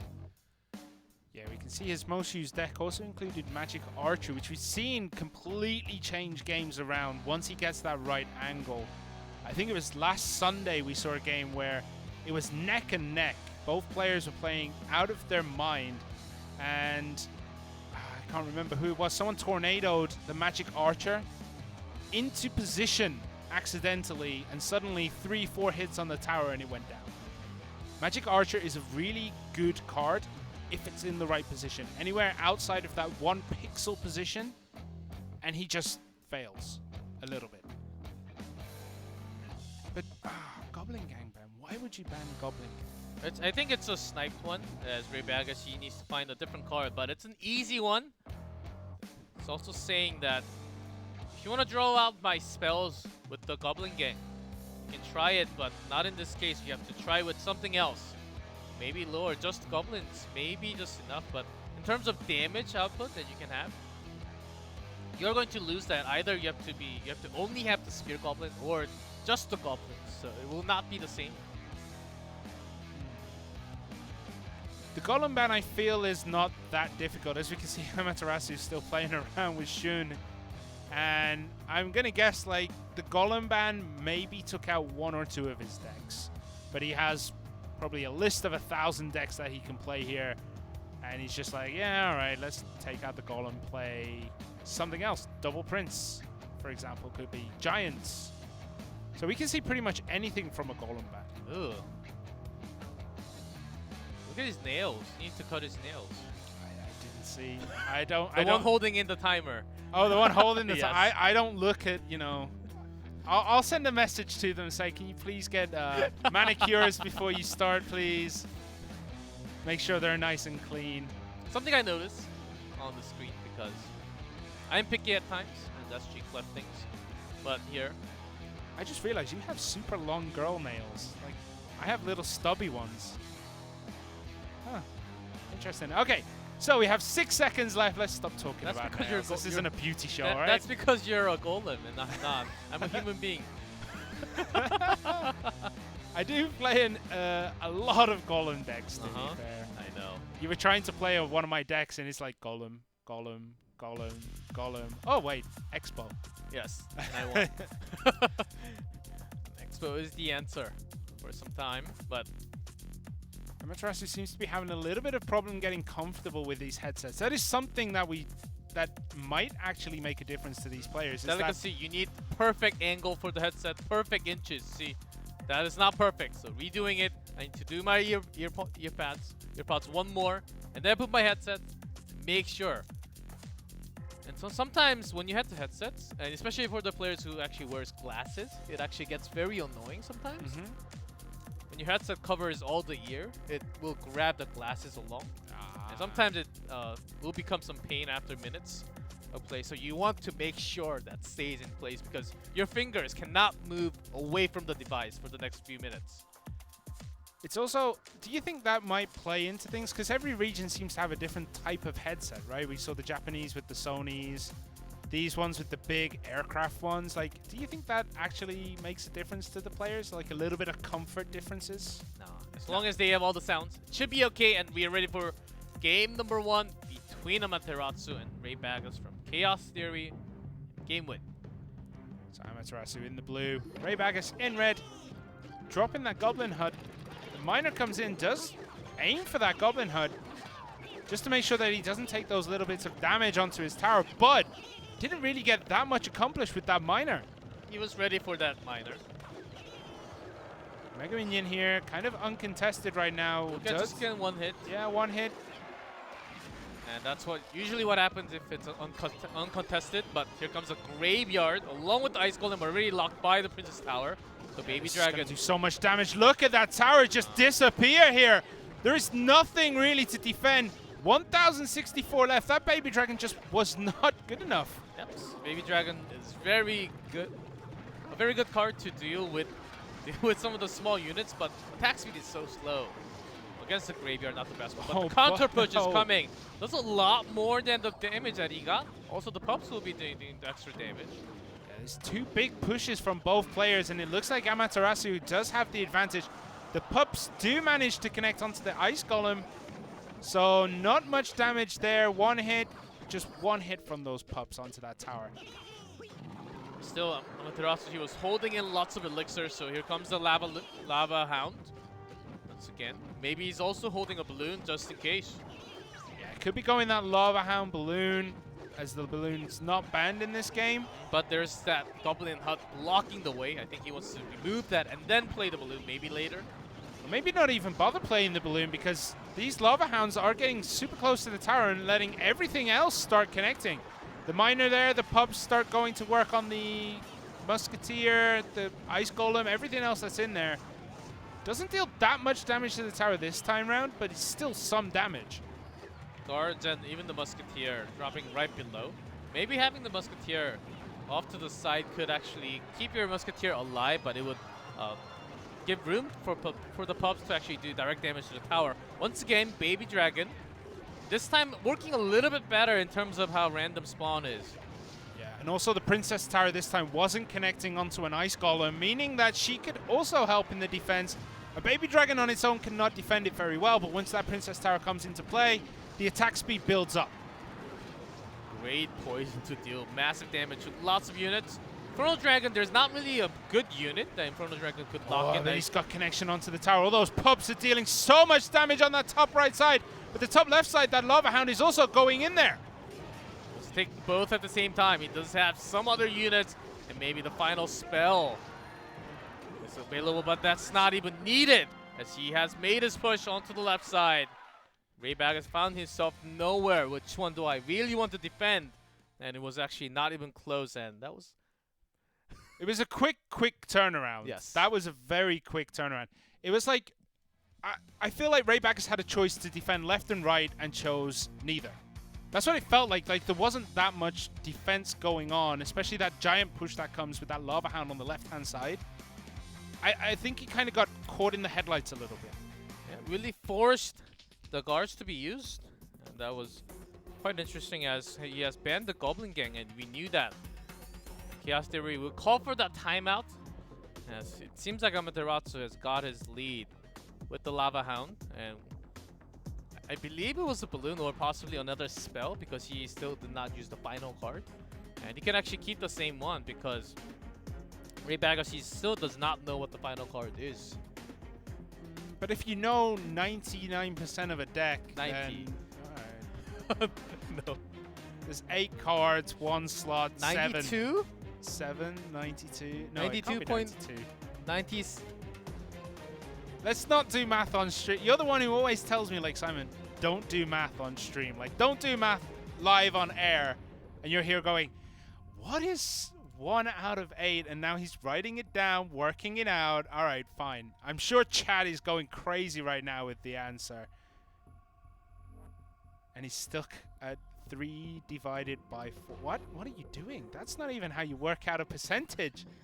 All right, so these players are making last-minute changes to their decks. What are they going to add? What are they going to subtract? It seems like air decks today are doing rather well, because there hasn't been much defense from the other player. We saw last game, Jacques had amazing air games. Ku didn't have any air defense. This time, Amaterasu goes air. Raybag doesn't have that much in air defense. So maybe the air decks are the answer today. Maybe it's just one of those days. I think he was forcing lots of ground units to be in place. And by banning Goblin Gang, maybe he was expecting some of the Hut's spears to come out, the small units. And Baby Dragon, in that case, of course, the first graveyard took a lot of damage. Second one, with the spawn, a lot better of a defensive tool. And also, Baby Dragon takes no damage from the graveyard. Only the tower will does. You know, all these air decks today, the one answer to them has not been used. Tesla. The Tesla Tower is so good against things like Minion Horde, against minions, against Baby Dragons. Like, it's a really good defensive card, and we haven't seen that played that much. I know you really like Tesla as well. But also we have lots of spells to be used as a counter also. Tornado is available in this game, as we have all the spells, only bans on Goblin Gang and the Golem. It's game 2 with the barrel to start off. Instantly logs in a Princess on the other side. Mini P.E.K.K.A here for Amaterasu. Mini P.E.K.K.A on 1v1. Interesting choice. Doesn't get much value from that mini P.E.K.K.A though. Well, still somewhat does get the princess out of the way. 2 golems, is that? Oh, and it's an Expo deck. Hello, there's the Expo. Dark Goblin on the defense is going to take this down really quickly. The Expo didn't connect to the tower, but the miner is following that Ice Golem to the middle of nowhere. Fire Spirit to take out the, basically both of the player has the counter to each other. Dark Goblin, Miner, and the barrel from Raybaggers. That's not really the most common one from either side. And Amaterasu with the mini P.E.K.K.A Expo. Yeah, I've seen a lot of Expo decks, but I've never seen one. I don't think I've seen one with a mini P.E.K.K.A. It's just a change from Tesla. You want to have that some damage single target. That's what you want to have as a unit instead. And even the princess will actually do quite a lot of damage. Dark Goblin there, just cleaning that up. We see a lot of Dark Goblins lately. It's been a very recent powerful card, I would say. Ever since the buff, the balance changed from about 4 weeks ago. Oh, and this barrel does connect a good amount of damage with the miner dealing with the Expo now. Yeah, Amaterasu needs to clear this up quickly. There we go. Does get connection onto that tower. How much damage is this going to do? It's going to be close to 2,000, I believe. There's the first 1,000. There's a zap. Good zap, making sure that it reconnects onto the Ice Golem. Ideally, Raybaggers would have wanted that a while ago, though. Does get the last few bolts onto that tower. But this is pretty much even right now. Again, drops the Expo almost instantly here. Miner is going to clean that up. Mega Minion to clean up the Miner. Lug to clean up those goblins. There's so many things to say here. All right, so he does get another connection onto the tower. That's going to do about another 400 or 500 damage here. So Amaterasu does not care too much about the Golem throw because he has the Expo. Expo will cover wide enough range to actually deal with the barrel and the miner together. And there's the Horde. Does he have anything? He does have the Fire Spirit. Does land on a few only to the side. Yeah, and unfortunately that Expo did connect onto the Ice Golem there. Doesn't get that many hits. Barrel again does 3 hits, 4 hits.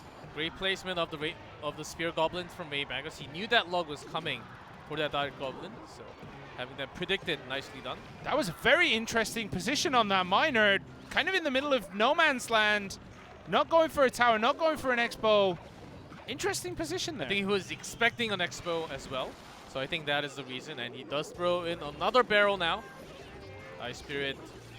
And Golem actually landing on lots of hits with the miner also. Yeah, it does get that down to 539 here. But will this Expo connect? If it does, it could very well be game over. After Incoming the barrel. Uses that that lock onto the tower. But it comes down to the race. But Expo is so much quicker than the miner. Great zap.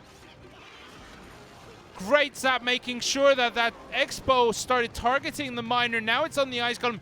Is it going to ever be able to connect that last? It's a fireball. Was the last one. He was just waiting for the elixir. Raybaggers was close. Few more hundreds of damage. Could have been a game coming to a tie with 1v1, 1-1. But it is going to be Amaterasu finishing up his first set. 2-0. I love watching Expo plays. It's so exciting. Is it going to connect to the tower? Is it not going to connect to the tower? My favorite types of matches are Expo matches. I'm not going to lie. Yeah, it is a great way to learn how you control the elixir, and you can kind of get a feel. You can actually get a very good feeling if you're winning the game at the moment. Is it the right time to place my Expo right now? Am I going to win the trade? And you want to secure with some of the cards that you need, as he was placing lots of Ice Spirit. Even the mini P.E.K.K.A was just targeting down all the goblins and even the Dark Goblin with the barrel. So when he had that cycle perfectly for Expo to do direct damage to the tower. And that's how Amaterasu started to get his own role into the game. And even Raybaggers still had a great one with the miner and the barrel, but just not so close with the fireball as the last card. He seemed like that wasn't even needed to get only like 62 HP left on the tower. And the Ice Golem was going to take it down anyway, but we saw this Lava Hound deck that was just incredible. There was the push that just evaporated the tower. Look at that. Guards, minions, Baby Dragon, and the Lava Hound. That's a massive push. Yeah, and here's the last game. The Expo did connect there. The log actually takes it down to 62, and the fireball comes in. didn't need that fireball. The Ice Golem was going to get that last punch. Yeah, even and the would've Expo, finished I it. think he had everything controlled, and Barrel does not come in time. I think that was going to be slightly too late, just to make sure everything happening in case there's something crazy happens. Like Yeah. the final second, you're waiting for that final second, 3 seconds before the overtime, and you're holding in Rocket, and the tower's only like 200 something, and then I won, and then suddenly you get a text message. Oh, and it says, "Mom, when are you coming back home?" Text message from mom, "When are you coming back home?" Or my it's me son? saying, LOL, I know you're playing right now. And it's you saying, "I got another legendary." I don't care, Simon. Daily deck legend. That's not mine. That's Daily yours. I don't chess care. Legendaries. All right, so we see Shun for game with and KK. Both these players are pretty good, I would say. KK's win record's not the strongest, but Shun's is very, very good. Shun, in terms of how they do 2v2, I don't think this is their first time. Second time, I believe. Shun playing some 2v2 along with another member as well. But they're off to a very... Look at that. They're enjoying this moment so much as they're leading, of course, with the first set. Amaterasu bringing the first set against Ray Bagus. All they need to do is bring this 2v2. They have the two players for Chaos Theory. Now JTB, who has been playing the 1v1 yesterday, is going to be playing a 2v2 tonight. Yeah, his win record there, 3 wins, 2 losses. Very strong record going into this at this point. Doesn't sound strong, but that's a good win record. But Trainer Dexter's 3 wins and 6 losses. That's not as good, is it? But still playing in lots of games, 7 to 9. So basically in all games, all matches that they have been playing so far. It seems like they are off to a pretty serious in terms of atmosphere and how we can tell by their faces. It's quite the opposite of what we're seeing from the blue side and the red side. Chaos Theory seeing, look at their hands, arms crossed, in their pants, in their pockets, and on this side they're having a fun time, enjoying, having lots of ceremonies. Yeah, it does look like game with a much more relaxed double tornado ban. Standard 2v2 match coming right now. We're going to see golems, we're going to see double princes, we might see lava hound How did you know, balloons. Simon? I'm just How? I'm a psychic. I thought I was the only one who knew that before. Do you think we're going to see any interesting decks? Or are we going to see like, very standard? how interesting are we talking about? Expo. Like, interesting to me on 2v2 is one that starts with SPARK and ends in a Y.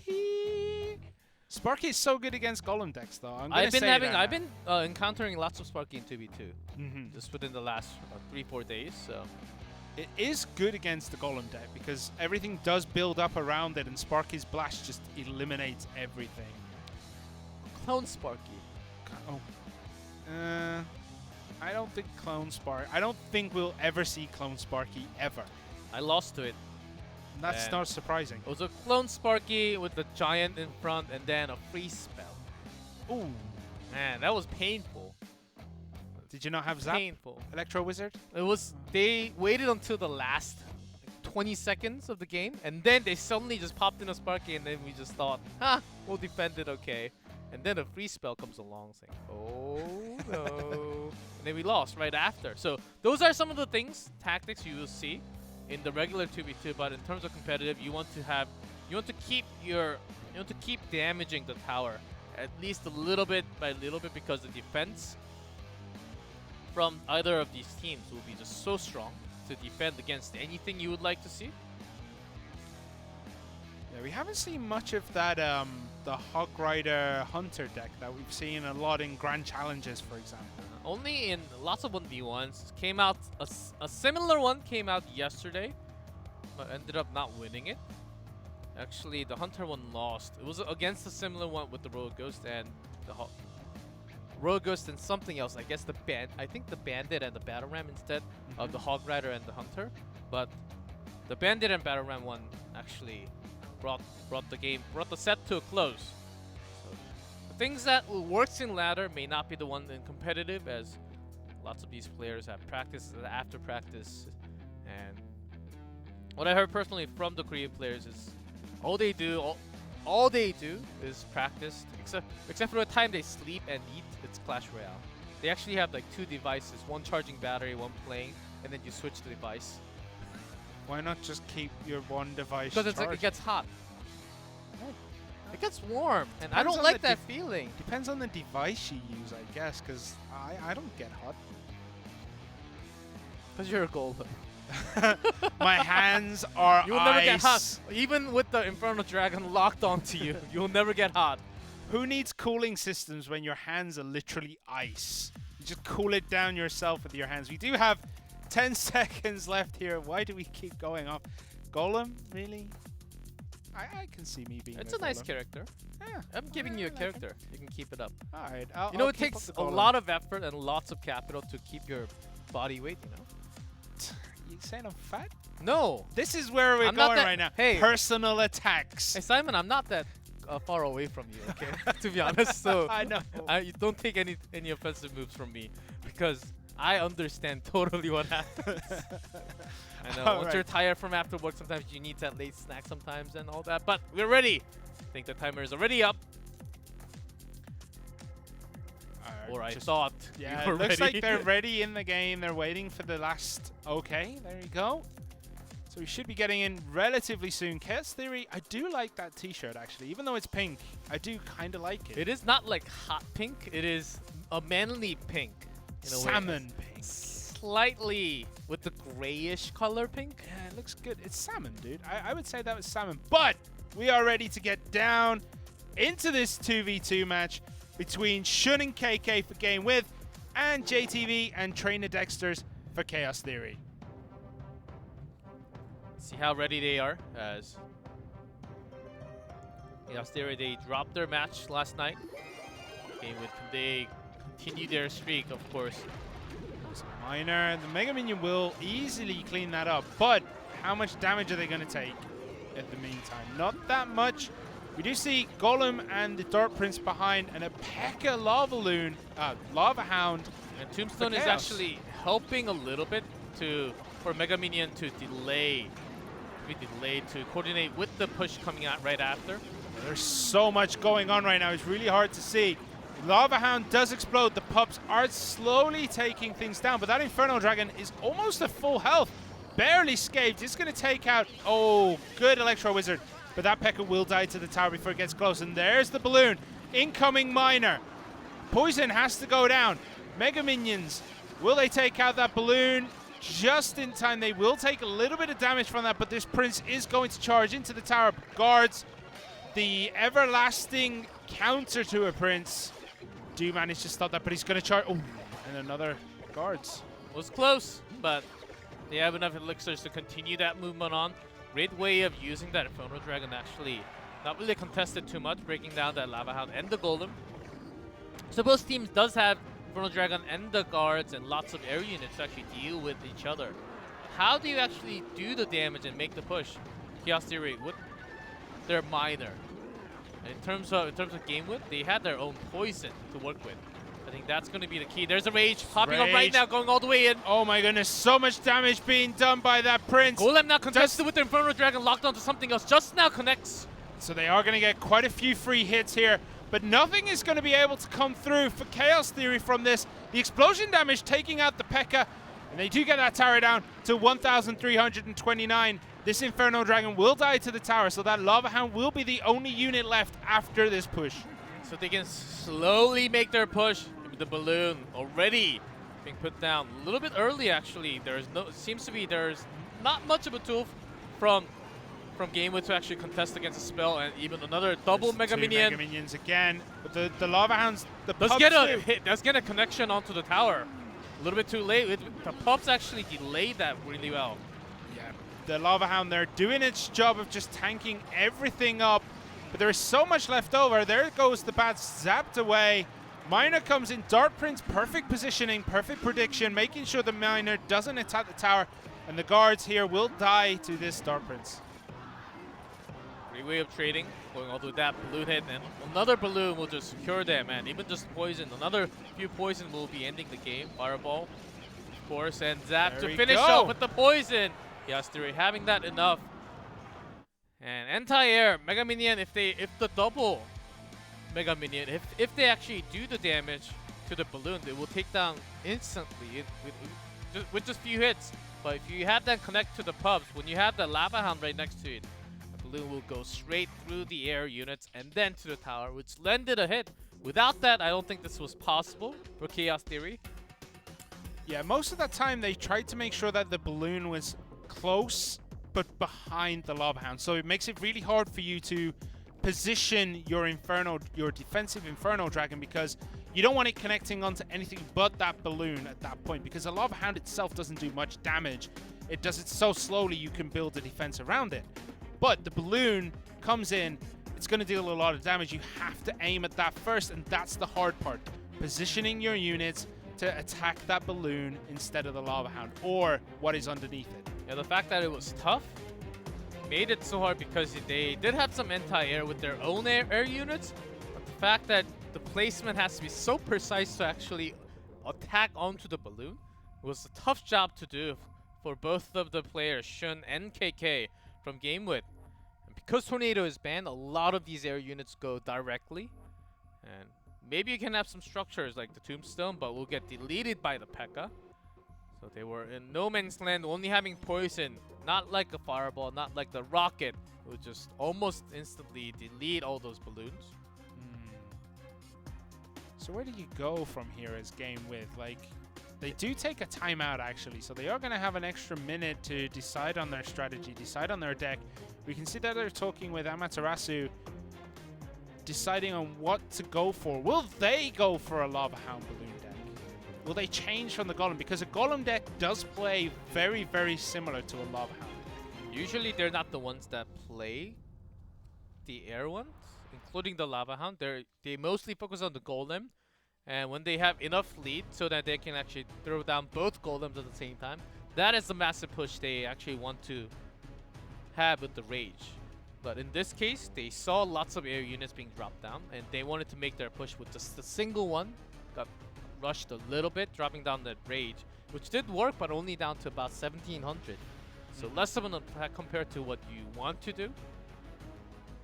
So where do you go as Game With? I mean, Chaos Theory, they can stick with the same deck, but I do think they'll make a change as well, because the Lava Hound balloon deck does have a couple of counters that you can add in there, which will definitely shore up your defenses. But will they change? Will they keep the same? We'll have to wait and see. The players are putting on their headsets now. We should only play one Lava Hound when Lava Hound was only banned once, and out of how many games? So many games. Actually count to 12 games that he had played, so not really the team that plays lots of Lava Hound in 2v2 even. Of course, I'm talking about Game With when I talk about Shun. So far, the lead is in Chaos Theory. Timeout has been called for Game With. They want to come back into this one and close out the match. Can they come back? Or is it going to be Chaos Theory taking this into set number 3? We are ready to jump into game 2, set 2. So we have Shun and KK. Game With in blue at the bottom of the screen. JTV, Trainer Dexters for Chaos Theory in red at the top, and they drop down the bats to start off with, and double Mega Minion to take out that Dark Prince before he gets anywhere near that tower. Mega Minion is slow, but the damage from Mega Minion is actually so strong. Yeah, it's surprisingly strong for a minion that's inside of a robotic suit.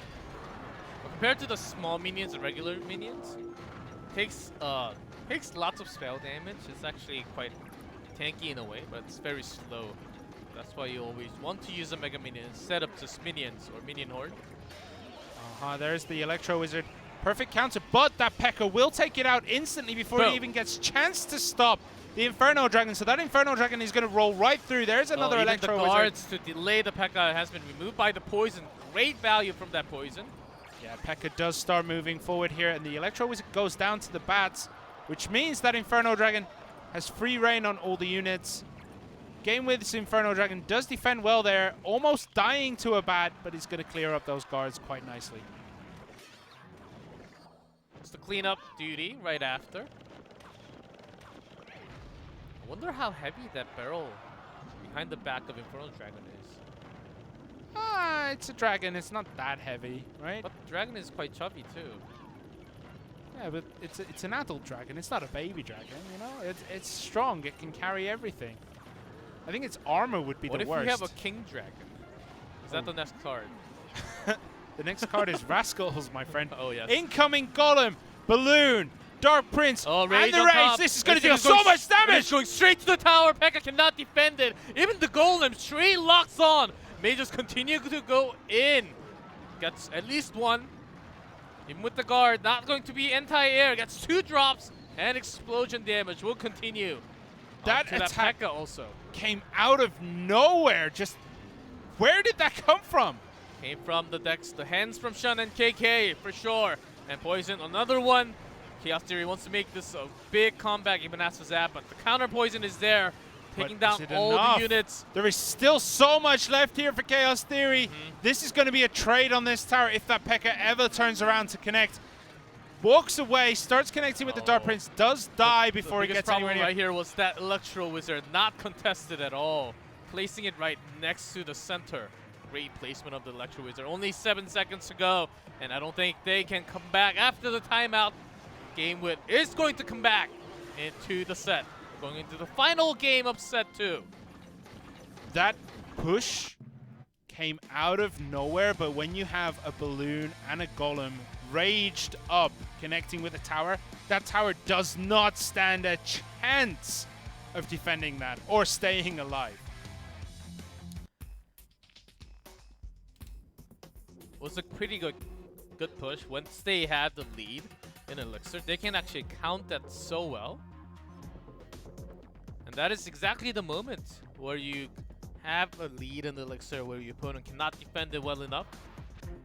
And they saw that P.E.K.K.A being dropped down and then thought, okay, this is our moment. There's nothing else for them to defend against our Balloon. There's Balloon and the Rage going straight to the tower. Balloon is a very risky card, I would say. It's high risk, high reward, Yes. because it can be reduced to nothingness, really. So you just want to hold it until you have the right moment. And oftentimes, they wait for the perfect moment. Or at least push it enough so that they would at least get the explosion damage. So Balloon oftentimes comes worth it. Of course, a lot more if you get that connect to the tower. At least 1 drop, I think, is just enough to do that massive damage onto the tower every time. I think 1 drop plus the death damage justifies the cost of a Balloon. Anything more than that is a bonus. It's a massive bonus, I would say, multiplied by 2 and 3. And if you get 3 drops, that's basically a tower gone already. What I'm saying is See- 1 see drop this? is all you See- look for. See the nails? Thumbs up. Oh, why did you show me that? See? Why do you keep bringing Now it you up? can never go back. We Now are you can never go back unless he gets that.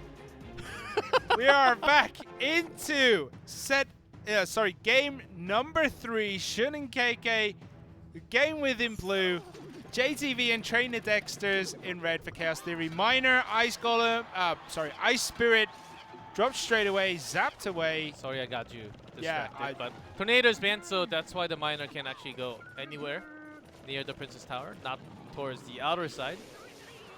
All right, so the Ice Wizard, you've distracted me completely right now. Electro Wizard comes down.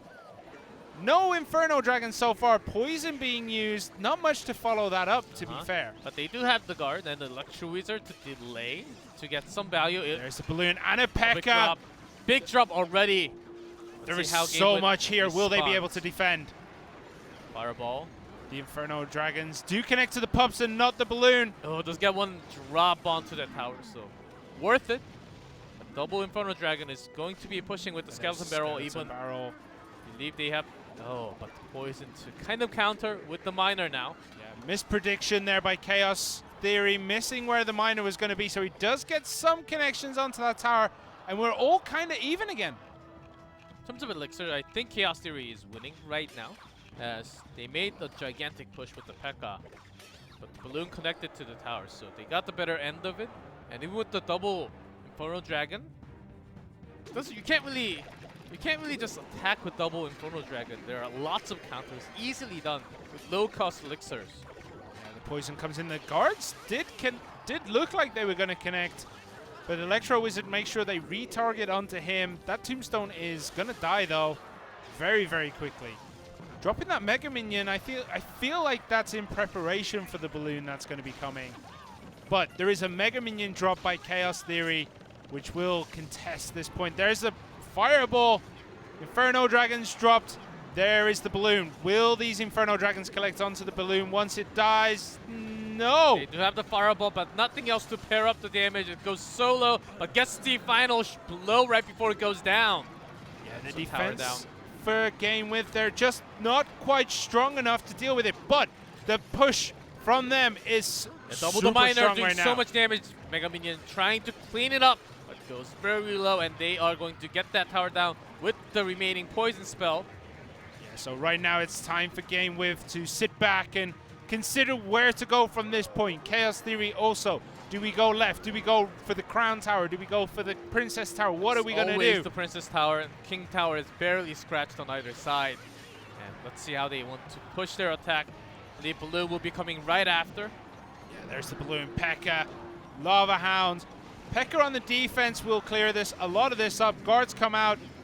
It's hard to see. The Electro Wizard is doing a good job at delaying that balloon, so it does die nowhere near. The Miner, but this time balloon does not connect. Great connection from the second Inferno Dragon as well. This Inferno Dragon does clear up the guards. There's the Dark Prince. We'll clean up that Mega Minion too. The Miner goes through, does connect to the guards. Good prediction there by Chaos Theory, making sure that Miner didn't connect with the tower. But it is under poison, and it has been fireballed, so it has taken a little bit of damage. But it's about even, and they had not wasted, they have used all their elixirs for that later push. And in terms of who does damage first, Chaos Theory still holds that lead in a way. And early poison just to do some damage to the balloon, but this one is going directly. Gets the Ice Spirit, nice freeze onto the balloon, so that has been the tool to delay that push. Yeah, the two balloons.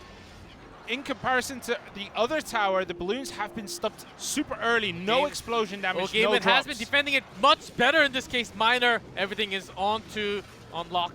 Going towards that tower now. Yeah, the Miner has to be used on the defense for Chaos Theory here. Taking the aggro from that Inferno Dragon. Does die, gets one hit. The Mega Minion will also die very quickly, and the Inferno Dragon for Chaos Theory is still full. Very low synergy, and actually throws down the Dark Prince. This may actually be the mistake to end the game. Chaos Theory, they already had the Inferno Dragon, so they have extra elixirs to defend this one. I don't know if it'll be a mistake to end the game, but that balloon is coming through. Pretty much uncontested. Great Isn't fireball. taking damage. Does die before it reaches there, but the Miner has connected. Deals a few hits, but Game With's Miner also connects onto the tower. 1602 to 1775 here. This is very back and forth. The Inferno Dragon will barely find any target as it will just get cleaned up by the Princess Tower. Lone Guard just being used to delay the attack, try to do some damage. Even the Poison Spell landing all the way in the back, even damaging the King Tower a little bit. But the push is coming now from Chaos Theory. Yeah, they've weakened so much of those Mega Minion HPs though. So there isn't going to be a lot here. That Inferno Dragon will drop. The Mega Minions will drop. Both teams getting a little bit rushed in terms of elixir trade. There's and 30 Game With, they seconds wanna go all left. in. Do have the Fireball. Fireball. Not getting all the guards, but still good enough. So I think we're going to have a tie here. There's 27 seconds left. That Miner just come in. Oh, and I the don't think aggressive so. The poison. balloon is coming now with the Miner. Is going to do more damage in the time. Do they actually have enough freeze? And Electro Wizard does get the balloon down. Doesn't get a drop. So And 159 on that tower at the top. All We they have need to do keep is there, but that defend. The P.E.K.K.A. poison will finish, but 75. The Electro Wizard does not finish the damage, and P.E.K.K.A. cannot finish it, and that does it. Poison will finish the game. Perfect defense coming out. So close. Wow. That was... how can you put that into words? It was so close. The whole time, it looked as though Game With were going to take it. Chaos Theory looked as though that push was going to make it. That P.E.K.K.A. was dangerously close to finishing that tower. It looked at it, and then suddenly it turns around just in time for the poison. Yeah, not just P.E.K.K.A. Electro Wizard, because Electro Wizard does lock into 2 targets, and I think even just... I don't think one was enough to finish 75, but maybe a little bit more. The Dark Prince almost went down. It was so close, because Poison, it actually takes time over the 8 seconds to deal maximum amount of damage.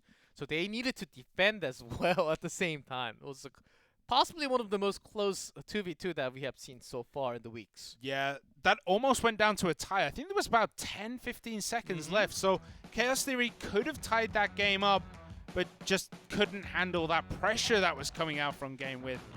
So here we see that balloon gets shut down super early. There's the fireball, the zap, finishing it for Chaos Theory.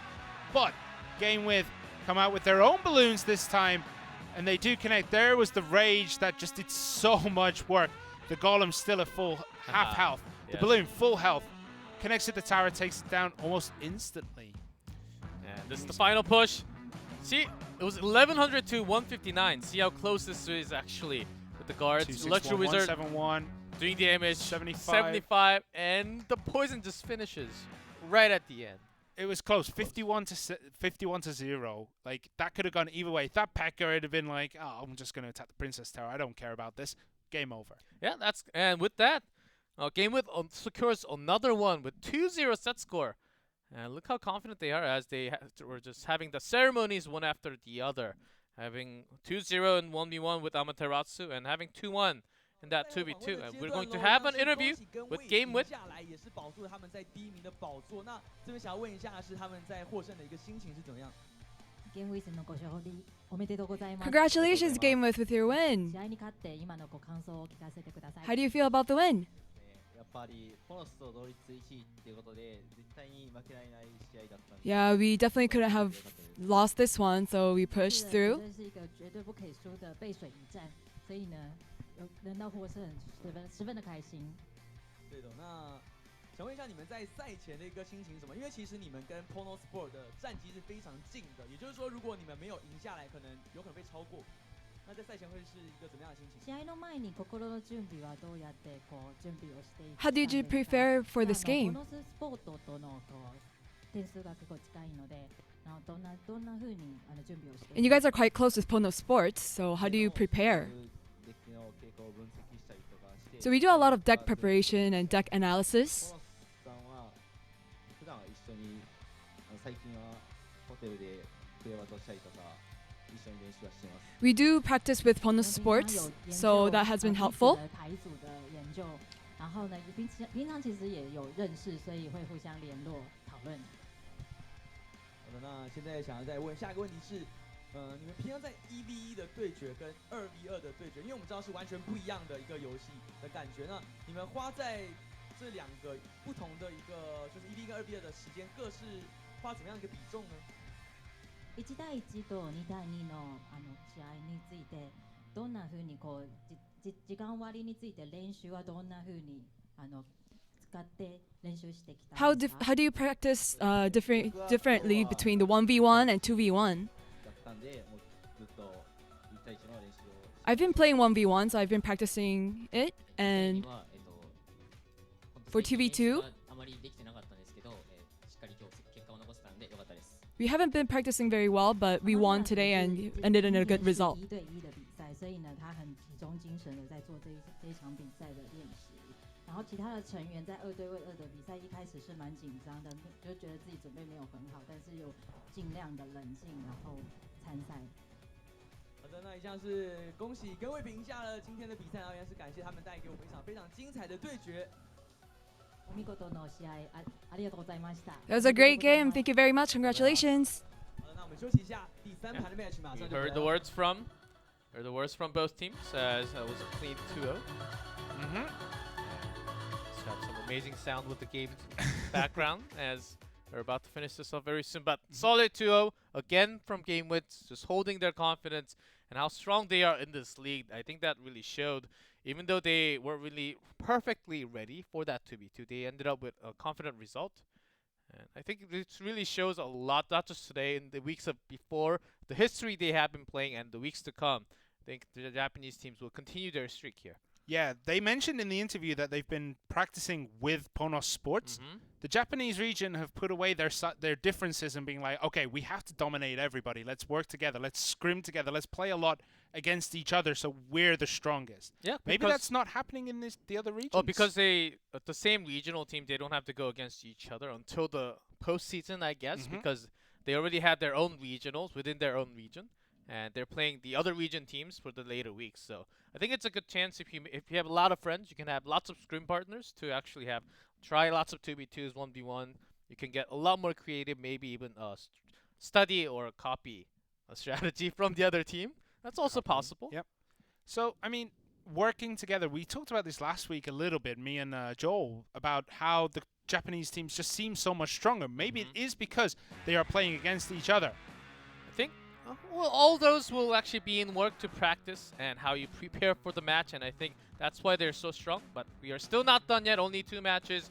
We do have the final one between Ponos and Brand Esports. That's going to be coming up right after. We will be back for more Clash action.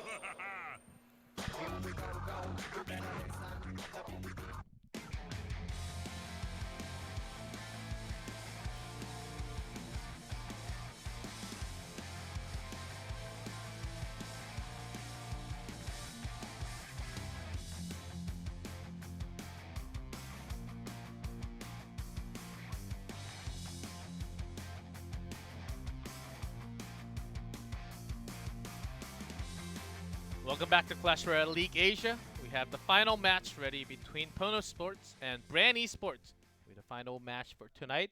And we do have 2 more matches tomorrow, but seems like the pattern has been continuing.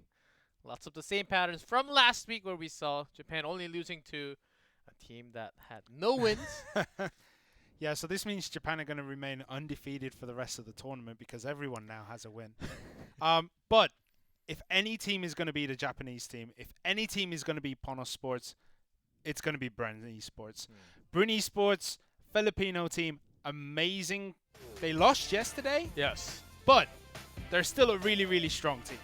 Yes, that is certainly true, and we'll talk about it a little bit more as they when they have their profile up. But for now, Pono Sports is they again have 10 God this case, doing 1v1, and Mikambuya yesterday with the ace match. Man, he had some great showmanship look at that, along with the skills that he had. Great deck choices along with just changing few cards out of it. Today, Brand Esports, they will actually have no aim Sai and also Detective Pekka. So we're only having 4 players come in because, of course, we can't just have 6 players sitting on that seat. Too many people. Not enough chairs. Somebody get these guys more chairs. But yeah, they only need 3 people in a game, so they usually bring 4 or 1 person just to talk about decks and calm everyone down and take a more analytic approach. And that will be Glenn, is it? The new guy on the team. Yeah, the new player on the team is Glenn, yeah. on the right side. Starting from left, Detective Heka, Adoim Sai, and Jai. And Glenn is the new one. He showed up pretty well. Actually lost yesterday.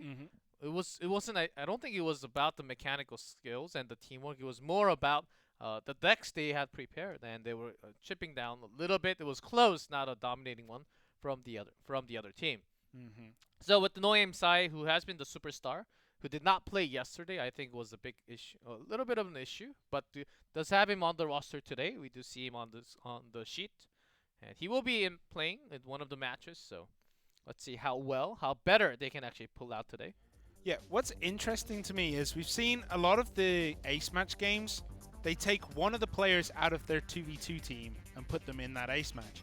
Mikamboya has been that key for Ponos Esports, Ponos Sports, this whole time. Mikamboya is one of the best players in the Japanese region, maybe even the Asian region, according to a bunch of pros we've talked to as well. He is the man when it comes to Clash Royale from Japan. I think a lot of people would agree after watching the ace match yesterday, as how he was dealing with the defense, just keeping up the trade. His defensive moves, and he was willing to. Sometimes you actually drop the super low bats or skeletons just in case it the Prince or the Dark Prince gets a hit onto your Princess Tower, just in case. But it got so close it not hit. He was just waiting for that moment. But we do have the ban card. Tengot banning out the Tornado, and Jai banning out the Goblin Hut. Spear Goblins will not be available for that karaoke night. That's a damn shame. I want to see some karaoke being sung here, but no karaoke tonight. Goblin Hut ban means he's just doesn't want to face a spawner deck. We've seen spawner decks be super powerful in some of these 1v1 matches where the overwhelming massive units is just impossible to deal with. So taking that out, that's why Goblin Hut usually gets banned. Yeah, oftentimes when we had a structure ban, like Goblin Hut, oftentimes it was the charging deck they brought. Lots of Battle Ram, Dark Prince, Bandit. Maybe that's what he's baiting into, as he may actually just have a heavy one Jai oftentimes using the heavy ones along with the golem in 1v1 also. Let's see how he wants to make his own push. And the story of today has been lots of air units, the balloon being the key card. Tornado being banned, I'm going to say Hog Rider, maybe Miners, chip damage decks maybe coming from Tengod. I mean, that's pretty much standard that we've seen from a lot of these players, is this chip-heavy deck. He has played quite a few matches, I would say. And what has he played? I can see you looking through your sheets. What is Tengod's #1 card? Mega Minion. Log. Standard, staple cards. But these are the ones that hasn't played most of the time. But what I would pick from Tengod was the key card. Would be the Prince, actually. Lots of Prince. Lots of Ice Spirit with Electro Wizard. So he has been using it not just for 2v2, even in 1v1 to delay and create his massive push right after with the Prince, sometimes even with the Golem. But does like to go for that chip damage instead also. So you would have to be imagining that he would be going for a similar one, and that was with the Tornado banned last time. He's not the one that uses Tornado too much when that's available. It's banned this time. He has been banning the Poison and the Giant before in 1v1. Yeah, and Jai, trying to see what he likes. He does ban Tornado a lot himself in 1v1. He has banned it quite a few times, actually. Giant bans too. I don't know what we're going to see from him. Looking at it, he hasn't played any Hog Riders at all. Certainly possible without the hut and without the Tornado. Hog Rider can be somewhat effective in this case. Two of the tools that can be counters against the Hog Rider removed. Maybe you'll be thinking about that Royal Ghost along with the Hunter that we're talking about, Simon. I think it's a good chance that we actually may see that card coming from Brand Esports. Yeah, looking at it, Jai does play a lot of the charging decks, as you mentioned. Battle Ram, he's played 3 times, has a 100% win ratio with that card. Along with Bandit, and I believe it was the same deck, just once used, not one after the other. Just one time used for one match, and then next time used for one more to finish up. Does not have the best win rate, but still very good with 60%. 3-2 for now. When he banned the Tornado, and 2-1 when he banned that 3 Musketeer. So holding in pretty strong. And I guess that he had actually Tornado banned from the other side once, so he should be feeling pretty confident. Maybe he will bring the same deck as what we can pretty much judge from the data sheet and how well he's been preparing and playing in the matches with the Battle Ram and the charging ones with the Bandit Dark Prince. Very likely he's going to keep up his same pattern and keep the decks as he feels comfortable. Usually we do have preferences from the players. Yeah, they do like to ban out, some of them do like to ban out one card because it's just the counter to the way they play.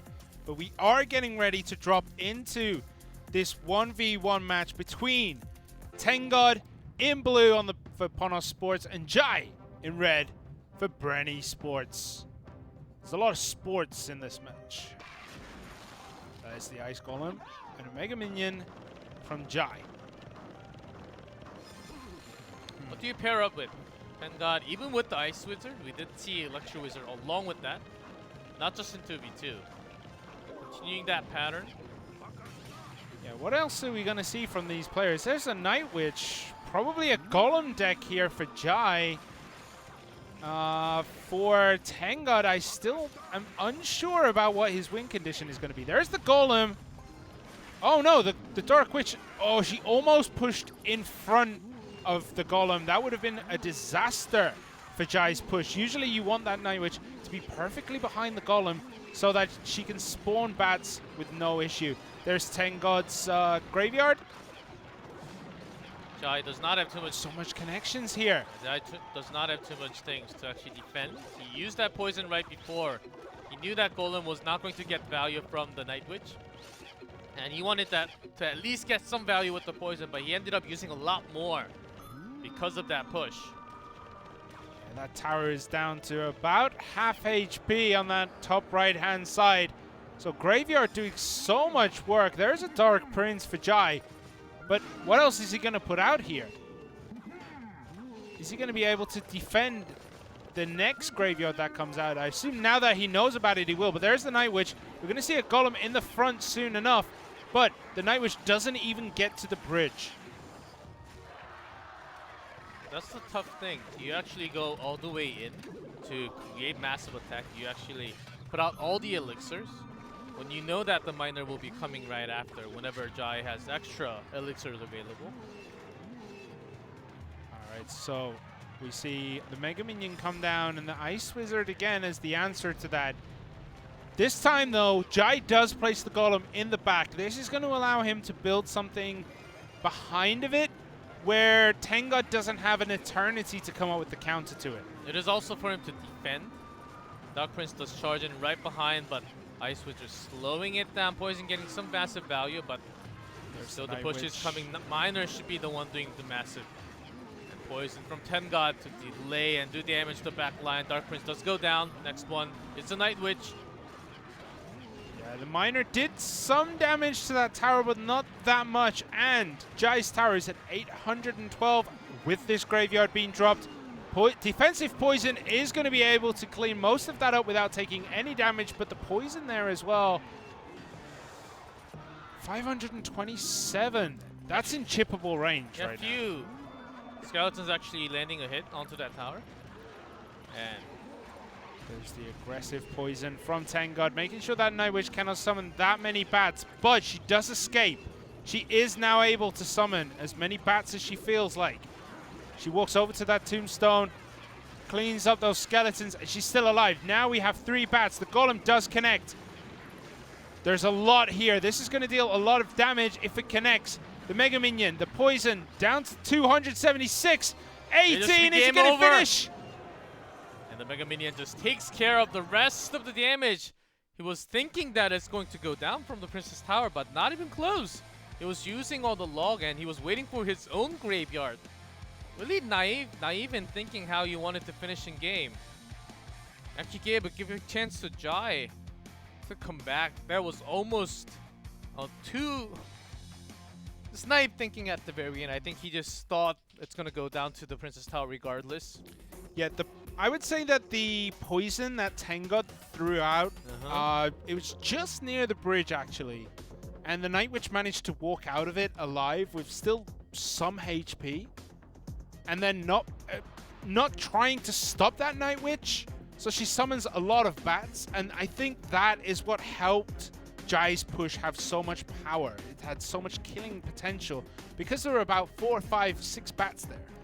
Tengod, he had another spell in his hand very likely, and a few of the lower ones, which could have defended against the Mega Minion, even stopping all those hits because he had about 500 something left. Even just with the Mega Minion, it was dealing so many 3 or more hits directly to the tower.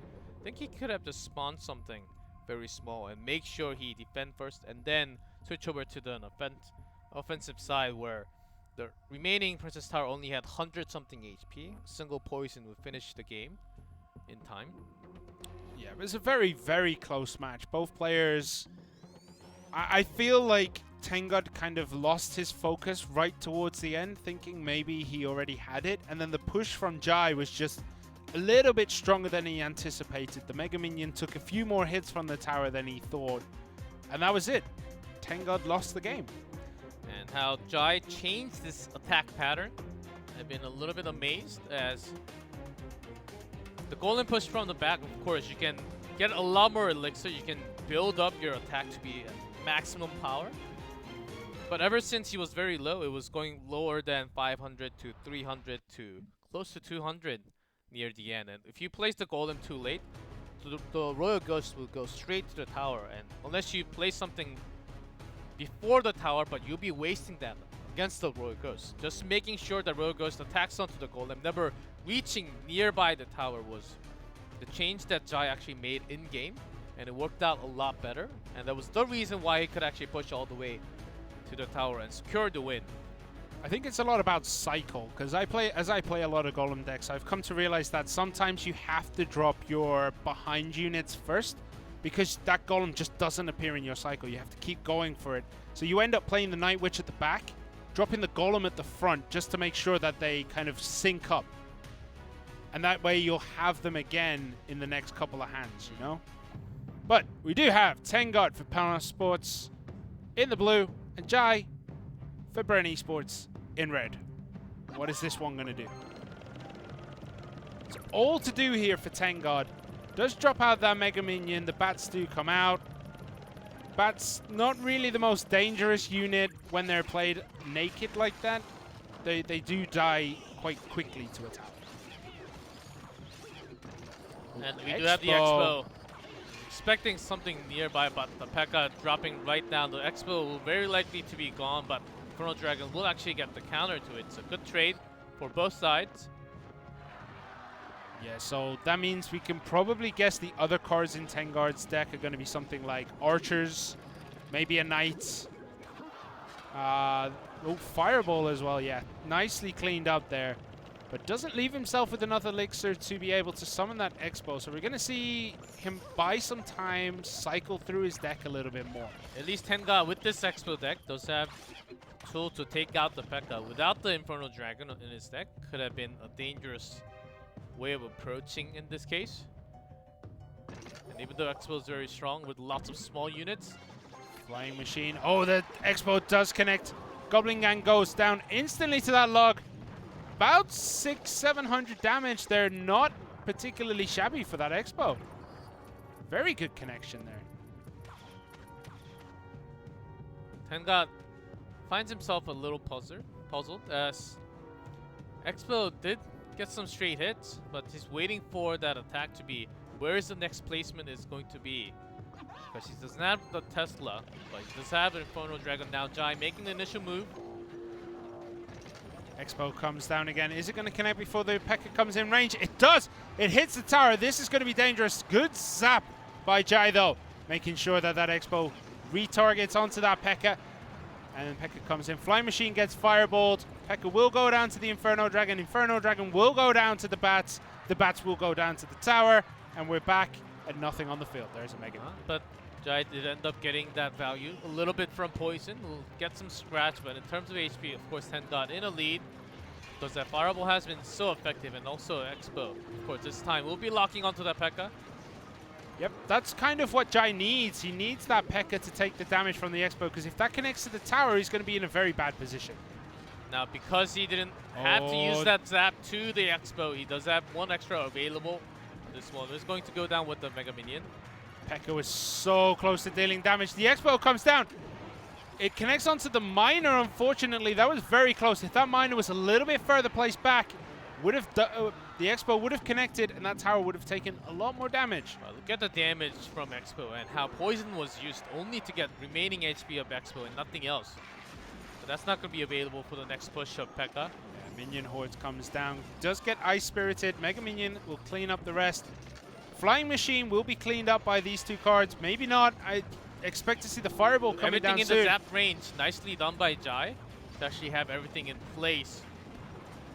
P.E.K.K.A goes down. No damage done to the tower. 1,098 against 2,190. Tenga does have a very, very strong advantage in terms of HP here. There's the Expo. Will Jai have anything to put into the front? Does connect onto the Miner. But the Goblin Gang goes down. There we go. Connects to the tower. It looks like it's going to go down. And it seems like it. He does have the rotation for Zap very soon, but just not just in time. And there's a Fireball to secure. And God, we'll bring it back to 1-1. Going into game number 3. Yeah, that Expo was countered so many times, but he plays it 6-7 times, and only 3 of those times he does damage. But that's enough. That's all you need with an Expo is 1 or 2 excellent connections, and it's game over. He did have lots of counters to the P.E.K.K.A. That was the main source of tools. And also Tenga carefully placing his units not too close to the Expo, where everything would be zapped against the Infernal Dragon, and also against an Expo. Zap could be crucial if it lands on both at the same time. Good push by Jai all over, but his poison uses sometimes just look desperate at moments. He was falling behind even more because he had to use that big 4 elixir spell onto Expo sometimes.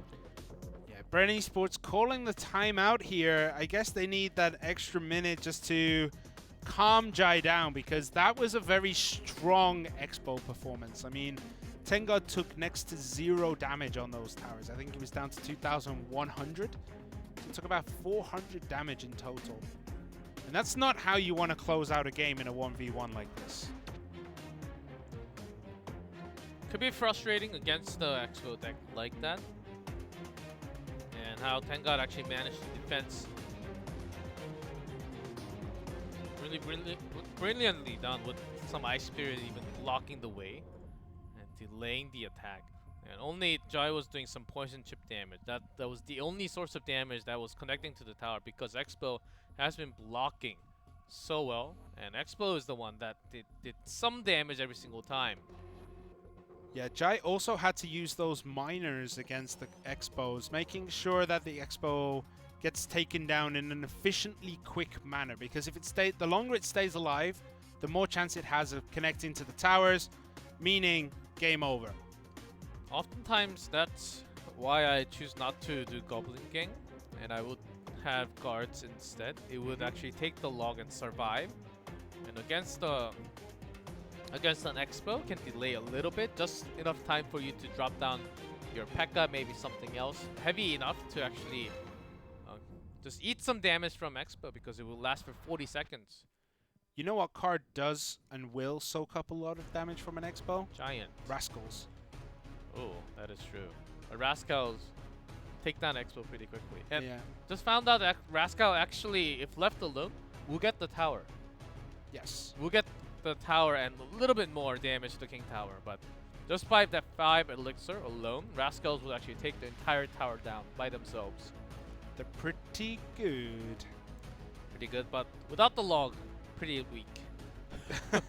if the back line, the gumballs, the gumdrops are taken out by the log, pretty weak. Alright, and we are back here. Tengod for Ponos Sports, Jai for Bren Esports. The last game of this set, winner takes all in this match. We see the Royal Ghost and the Mega Minion. Again, Mega Minion has showed his face quite a lot in today's games.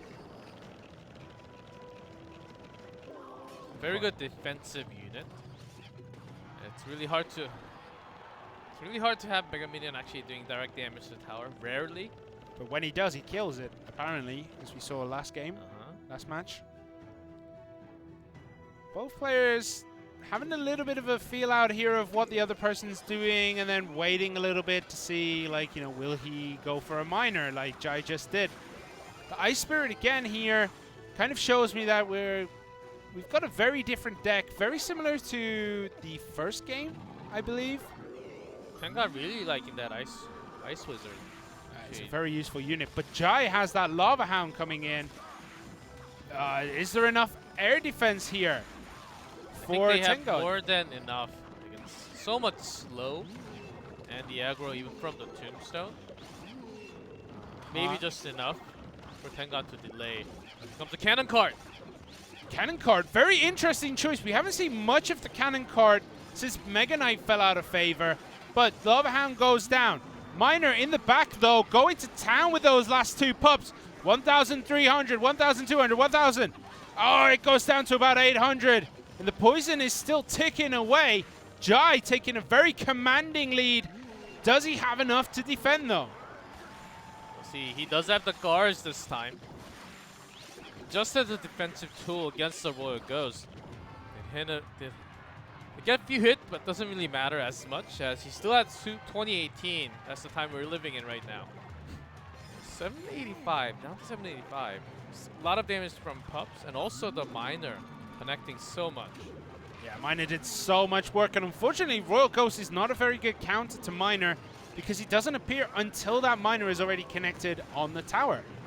Graveyard coming in. This is a very similar deck to game number 1 for Tengod. I don't know why he went back down to this deck, but poison comes out defensively and aggressive. It's an aggressive poison taking a lot of damage off that tower, but not enough. It's down to 1,251. 2 poison from Jai will actually finish the game, and we only have a few seconds. Another cannon cart does not actually catch with the graveyard, so has to drop on the guard also. Just out of range at the tower. That could have been really dangerous. The graveyard did connect, but there's the miner. The miner doesn't connect. The Ice Wizard played just in time to slow it down to a halt. But there is so much coming here. Jai does have the poison along, even if the units do no damage. Another poison will finish the game. So as long as he defends well enough, that's all he needs at the moment. Tenggod needs to finish on this next attack. He has no other choice. This graveyard needs to complete the game, but the miner connects. One more hit. Jai takes set number 1. We'll take set number 1 with the miner poison doing most of the damage. Even against the graveyard, he just had the guards. Guards are just so effective against the graveyard. Even with the poison, it takes some time for them to get the shields off and die out to the poison damage. And in the meantime, most of the graveyard skeletons will be taken care of by the guards. So great use of changing the cards in this game. Last time, if he had the Goblin Gangs once again, I don't think it was going to be the same case, as the goblins will just die out to the poison a lot faster. Yeah, if Tenggod decided to bring the Expo deck again, I feel like Jai still would have won because he had enough to counter that. But Tenggod going back to his first game deck after losing in a very... I don't know if that was the right choice, to be honest.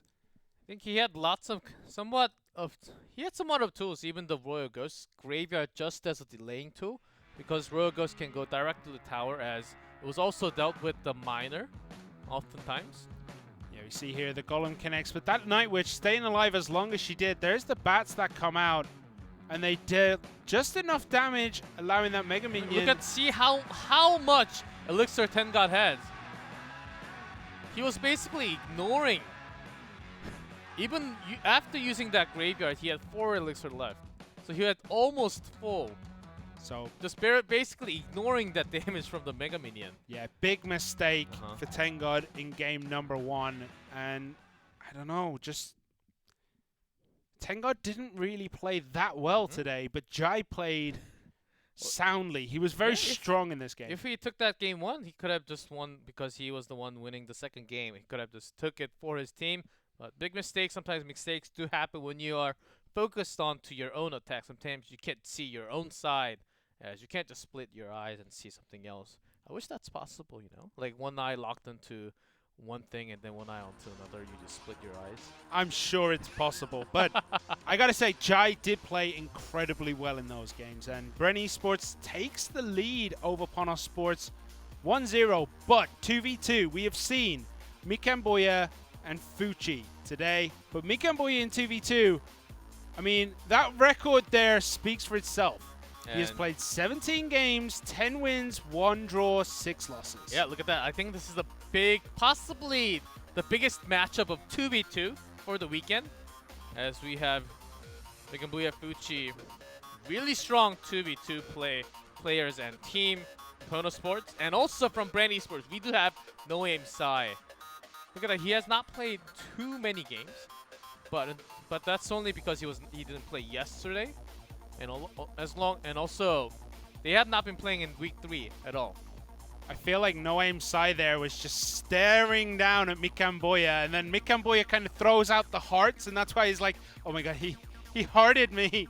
But yeah, Captain No Aim Pride. Sai plays very, very strongly. And that's how even Detective Pekka, having years of tournament experiences, I think this team is one of the strongest from Southeast Asia for sure. Possibly even a top contender in the whole league, as they seem to be the best one from Southeast Asia for sure. And these two players, very strong in 1v1 also. We do have some off-bans, we do have the Rocket, but Tornado and Poison both being open with the Balloon ban from Pono Sports and Rocket ban from Brandy Sports.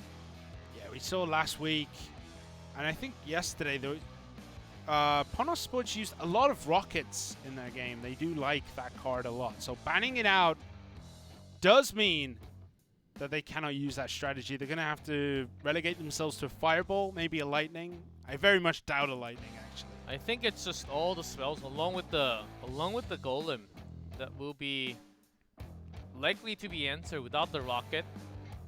You can't really do massive damage, so having the golem, make sure you have the massive push. Without the rocket, you can't really kill the units that's going to follow behind. I think that may be just the strongest strategy here. With Tornado not being banned, we're probably not going to see a miner. We're probably not going to see Hog Rider either.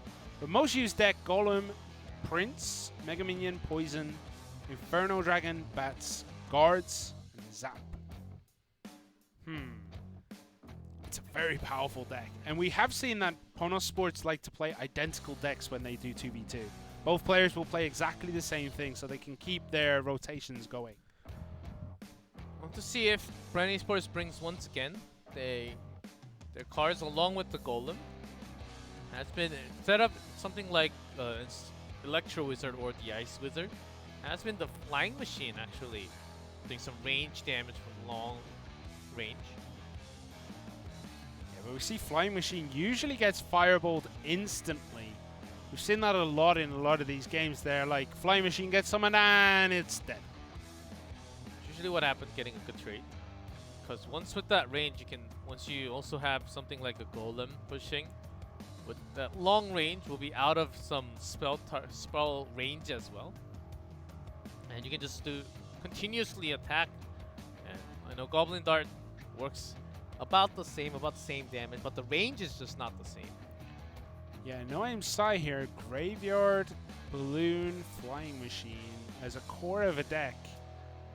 Very interesting, to be fair. Yeah, this deck actually works really well in 2v2. We have the graveyard. You have the graveyard, and then you make sure you wait for the drop of your opponent, and then you use the freeze on top. And all the skeletons just attach to that tower and start climbing up to that princess, and then they will bring her down. And that's the strategy sometimes I do see, even on ladder, in competitive also. Do you think skeletons are like bees, where like they rub their bodies together so they get all nice and hot and then just cook the princess tower? Like, I can't see how a skeleton with a sword would deal a lot of damage to a brick structure, you know? Oh, they scratch one rock, and they find the rock that's going to crumble everything together. They just search for the weak point They over and search over if again. If they have a lot of them gathering up, they can do enough scratches to bring one rock down, and that's enough to bring the entire tower. Somebody needs to call health and safety because those towers are not structurally sound. But I'm going to have to say here, Fuchi and Mikamboya have proven that they are arguably one of the best duos we've seen in 2v2. They've played a lot of games together and they're very, very strong. Now, No Aim Sai has not played that much. So this is going to be kind of an unknown for Ponos Sports. No Aim Sai Detective Heka, they're very strong 1v1 players each. In terms of 2v2, not too many times of playing together. And we only have 30 seconds, but they're still building their decks right now. As maybe they forgot to change the balloon or something. Or having their own rockets when they banned it. But going down to 20 seconds. We'll see what they have. We're just... Most of the time we are expecting some golems, but what other poison and how much value you get actually out of the poison and the tornado will be the key. We will try to point out and give you guys the best of what's actually happening, what's making this game into an uneven trade. I think the poison and the placement will be... We'll have to do a lot along with that, of course.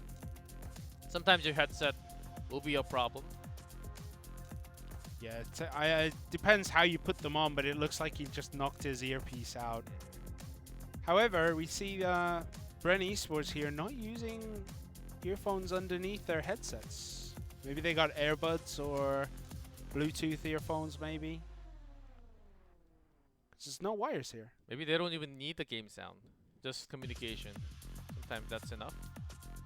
Yeah, I used to play without sound, and then like when I go into a losing streak, I started to realize that sound is really important. Of course, maybe they think the communication is a lot more important than the game sound. But we are ready to jump in to the 2v2 between Ponos Sports and Burn Esports. Do it.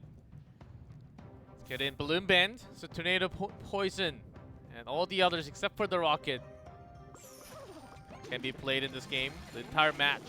Yeah, so the miner Dangerous. comes in. There's I the was about tornado. to say that's quite dangerous to have that miner in place just like that. Yeah, it looks as though Mikamboya was like, oh, I thought Tornado was banned. I completely forgot. So he didn't look very happy that that happened there. But the miner comes in also from Bren East, but both these teams playing with fire, having miners in their but better decks like placement this. of the miner, that's where it should be. But just doesn't really get dragged all the way to the King Tower. Tesla being dropped down by Pono Sports. Great way of dealing against Inferno Dragon. Another miner, great poison, getting some value, some damage to There's that. Tornado does almost take out that Inferno Dragon. Guards play just at the right time. Tower will take it down. However, Pono Sports is at a bit of another Tornado pulling that miner away. Burn Esports do not want that miner in or around that tower. At all. They took the least amount of damage. Making sure all the cannons are locked into that miner all the time. See how much see the damage difference between the same amount of miner went out. Of course, defense was different, but in terms of damage, just from the tower, has been massive with 2 more cannons from the King Tower for Brand Esports by activating the King Tower with the Tornado. The offensive Tornado on their own. You have a good Tesla placement there, making sure that even though the Giant Skeleton got pulled away by the Tornado, it still will drop away from the tower because you do not want that Giant Skeleton blowing up on your tower. There's the miner again. No Tornado this time to pull him into the middle of nowhere. Poison comes down as well, but instantly that miner gets ripped to shreds. And after those 2 tornadoes, it is actually easier to predict where the miner is going to be, because if it's way too close to the King Tower, it's going to be dragged or damaged from the towers. Double Executioner there, almost one-shotting that miner. Good Tornado, making sure that Giant Skeleton is on the opposite side away from these 2 Executioners, but the 2 Executioners had no health. They couldn't push forward. The miner, again, connects with that Giant Skeleton. Just making sure it goes to the other side, but once you can't really make your own push. Is he going to drop in range? Ooh, if he'd have killed that guard there, it would have been over. But miner comes in. Good guard placement, good poison placements all around here. Double poison from Pono Sports, and they actually want to. They actually wanted to drag that Giant Skeleton into the range and get the explosion damage onto the tower. Not going to be the same as Brand Esports. We'll just finish it off with the log with the rest of the poison damage. There will we be go. Game. Wow, Brent Esports really bringing it today, showing what they are capable of. No Aim Sight and Detective Heck could take game number 1. Easy. Seemed like easy, but they had to have that Tornado, and seems like for a second, I believe Pono Sports, after looking at that Tornado, they actually looked at the ban cards onto the other side. I'm not gonna lie. And then maybe they confused. I know that can't be banned because they had their own, but they found themselves pretty surprised and making sure. Yeah, Mikamboya was like, what is this card? Like that. And, you know. Maybe he was looking at his teammates saying, why did you do that? It could have been like, why is your positioning so bad? But I think he was looking towards the referee. But yeah, that miner was a bit of an issue. Definitely caused them to, you know, take a big advantage. Big advantage. I think they got it down almost towards 900. Without the King Tower, I think it could have been a lot more closer in terms of how much more elixir value you can actually get from your poison and all the miners, because Brand Esports had all the guards plus the King Tower all the time against that miner. That was pretty tough to deal with. That's why Brand Esports took the first win. Set number 2. They only need 1 more. Maybe a match set for them. They are on a match point, Brand Esports is. It's going to game 2, set 2. Slowly fade out from our super cool neon sign logo. right, so it's down to this. Fuchi Mikamboya for Ponos Sports in the blue. No Aim Sai, Detective Heka in red for Bren Esports. Bren Esports taking a very demanding lead right now. See, that's exactly where you want to place your miner. And Mikamboya's like, good job, you didn't mess it up this time. All right, Giant Skeleton comes in. Those guards will die quite easily to the tower. same responses from both sides. Similar starting hands. Very similar starting decks. There's the Inferno Dragon. Going to connect onto that Giant Skeleton. And the Dark Prince dropped on the other lane. They're assuming that that Inferno Dragon probably should have been next to that bomb. That was what they were looking once for. again, and activates the King Tower. Oh no, not again. Ponos Sports. What are you doing? And even the Skeleton does not get dragged. It was already onto the bridge. Tornado does activate their own King Tower, but Princess drops below 1400 already. Very dangerous here for Ponos Sports. What are we going to see here? There's the Princess. Does get one hit. Instantly logged. But what is going to defend against that Inferno Dragon? Ice Spirit stops it. Princess Tower cleans it up. Yep. Bren Esports very commanding 2v2 when they have No Aim Sai and Detective Heka. Very, very commanding 2v2 play. They're There's in the control so far. Even this poison just being used right now, but look at that. Instantly an aggressive poison, just in case they were going to drop something like goblins to clean up that mega minion.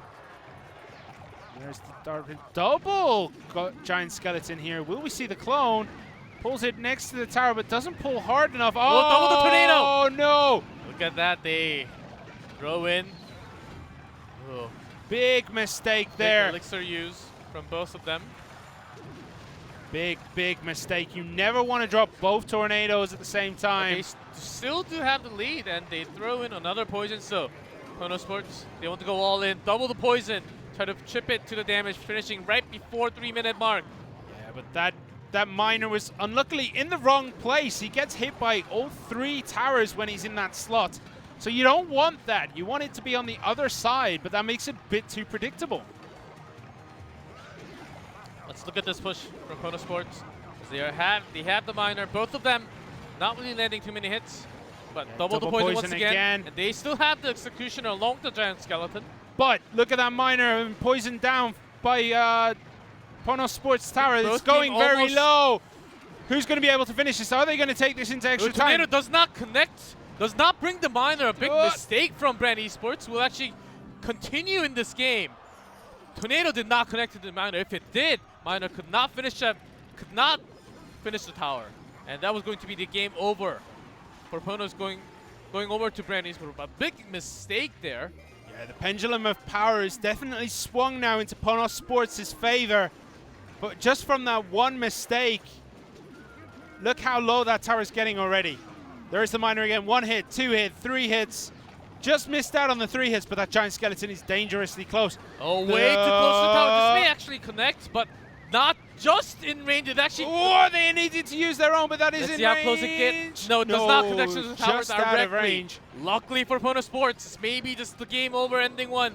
Miner does go in once again from Bren Esports. Pushes are continuing. Yeah, there's the miner up at top, but does get taken down by that Mega Minion. Poison comes in from Ponos Sports. Who is going to be able to take it? That tower is now down to 647. Just a few more hits. They do have a lot more poison in work. And the log, if the miner does connect, seems like they are on the road to finish this game. Another poison lands on. Direct damage to the tower. Single more miner or the log will just finish the game with the poison to end right here with that 2 crown. We'll go to game number 3. We'll extend one more life into this 2v2, as that was some massive. Even though Bren Esports had lots of mistakes in terms of coordination, how they used that double tornado, and the later one tornado actually missing the miner as well, still they kept up pretty well. Yeah, those mistakes are just what kept Ponos Sports in the game. If they didn't make that, they would have won this game quite handily. So I think if they just, take this time now, they talk to each other, like calm each other down, say like, oh, don't worry about it, it's happened, we lost, but we're into game 3. Yeah, we're into game 3, and I'll We'll talk after the game. In a threatening manner, using a stick on your hand like, we'll talk after the game, my friend. We'll talk after the match, okay? Oh. But right now, let's focus and play. That's what you got to do. I mean, if you're the captain, you do have to talk after. But maybe just it's better to mention it after the entire match. Yeah, don't start threatening your teammate with violence. Just look at him in the eyes and says, we'll talk after the match. Oh, God, you scared me But already. right now, let's play the game. And then like all smiling and stuff. And then your teammate will be saying, oh man, I'm dead. It looks like Detective Hacker is like, you know, I wouldn't have made that mistake. And there's no aim side like, come on, man. I didn't mean to do that. They made 2. And I think with just one mistake, I think they could have still won this game. And because they were winning in trades, they were having better mechanical reflexes onto the guards against the miners. I think that was the biggest tool because they had the mechanics from 1v1, but still on a match point. Brand Esports, one more game for their match win here.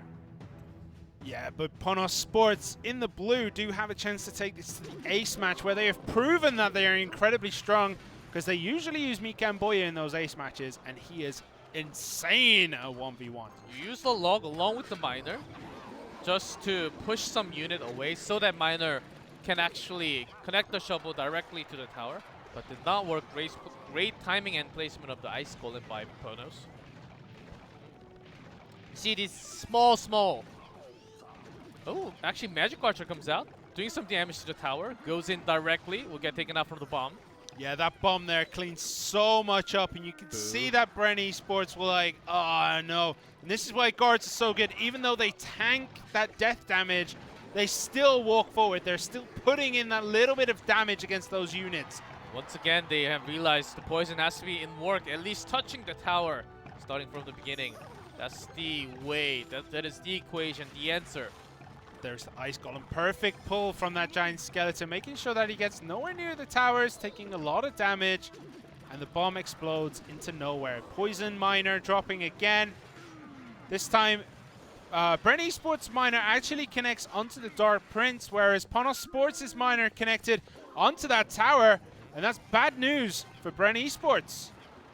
That's because they have been throwing it in a log to do damage to the tower a little bit and then to push in again, but failed again in this time. Executioner working their way to clean up the units. Yeah, quite easily here, the double Executioner takes it out. Magic Archer, that's not the position you usually want to put him in, but they have to use the Miner to take him out, and the Miner connects onto the tower. Giant Skeleton does just about push Miner out of range of that tower. So now there's 2 giant skeletons walking down to your tower. Well, Magic what do Archer you do? just understanding the range of how far he can actually shoot. He can actually shoot from the other side, of course. We'll walk towards the other way. Poison, there's so much damage being done here. The giant skeleton does go down. Is it going to take down the other giant skeleton? It doesn't, but the Executioner's axe should. But that Executioner is now going to die to that explosion damage. Look how both teams are basically throwing every spell to do damage all the time onto that tower. They need to. It's a game of inches, not miles. Oh, the Magic Archer has the perfect angle with that Ice Golem. Connected onto that tower almost 4 times. That's so much extra damage does there. Activate the King Tower with the poison. Big mistake by Ponos Sports. It's going to make it a lot harder now for them to take this victory as that tower is activated. As Brand Esports already doing so much damage with the log, with the second poison now in hand. Another miner connects directly, only 1 second. Guard's a little bit too late. Enough. It goes below the range of 186. single poison would finish the game. All they need to do is defend right now. One more spell finishes the game right here. Double miner and double poison, but it is going to be game over. And Brand Esports will finish the game with the log in fashion of styles. And that is it. Brent Esports showing that their loss yesterday was not routine. They took 1 loss yesterday and they win today. Quite simple sets, really. They won 2-1, 2-1. 2-1, 2-1. And that is not as simple as 2-0, 2-0, but still Southeast Asia really bringing it up tonight as they have recorded 2-1 against Japan. Has never been even contested even close to that against Korea last weekend. But seeing into day number 2, day number 1, it was dominance from Japan. Day number 2, Southeast Asia has a major comeback with Brand Esports and also AHQ Esports Club. So what are we going to see tomorrow? Japan, is Something it going to be in the 1-1 and equal everything out between the two sides? Let's see. Does that really equal out? We do have 8 matches. So it'll be 3 + 1, 4. It's 4-2 right now. Yeah, Southeast Asia takes 2 matches tomorrow. It will be tied between the regions. And so far, I think the atmosphere and the mood has been slightly going towards the Southeast Asia this time. And their 2v2 is actually very, very strong. Look how confident they are. Even after throwing their own logs a few times onto the other side, the biggest difference in the final game, not this one, the later one, was the Magic Archer, actually, you pointed out. Doing direct shots to the tower, like 4 or 5 shots. Getting 4 or 5 shots is what made the difference between the sides. Also, one of the members from Ponos Sports activating the King Tower with the poison spell has been a big ouch for them. I don't think that mattered as much, but that tornado missing right there, yes, that was huge. But Brand Esports would have, Brand Esports could have won 2-0 here in this game. I believe we're about to see that poison. Yes, the second poison from them. Yeah, but you can see how much it means to them for that tower to go down. There they go. They didn't even do their fusion celebration that time. They were so happy as Noam Sai. I think he is the one really getting everything down for them, and they have been keeping it strong. 2-1, not a bad score for the entire region against Japan. How dominant they were compared to last weekend already, and we're starting to see some real competition here. Yeah, giants do bleed. But we're going to go into an interview? Yes, that is right. And you're the golem. I do believe in you. Believe in golems, guys. We are ready to jump into that interview very soon. Let's get to hear from Brand Esports.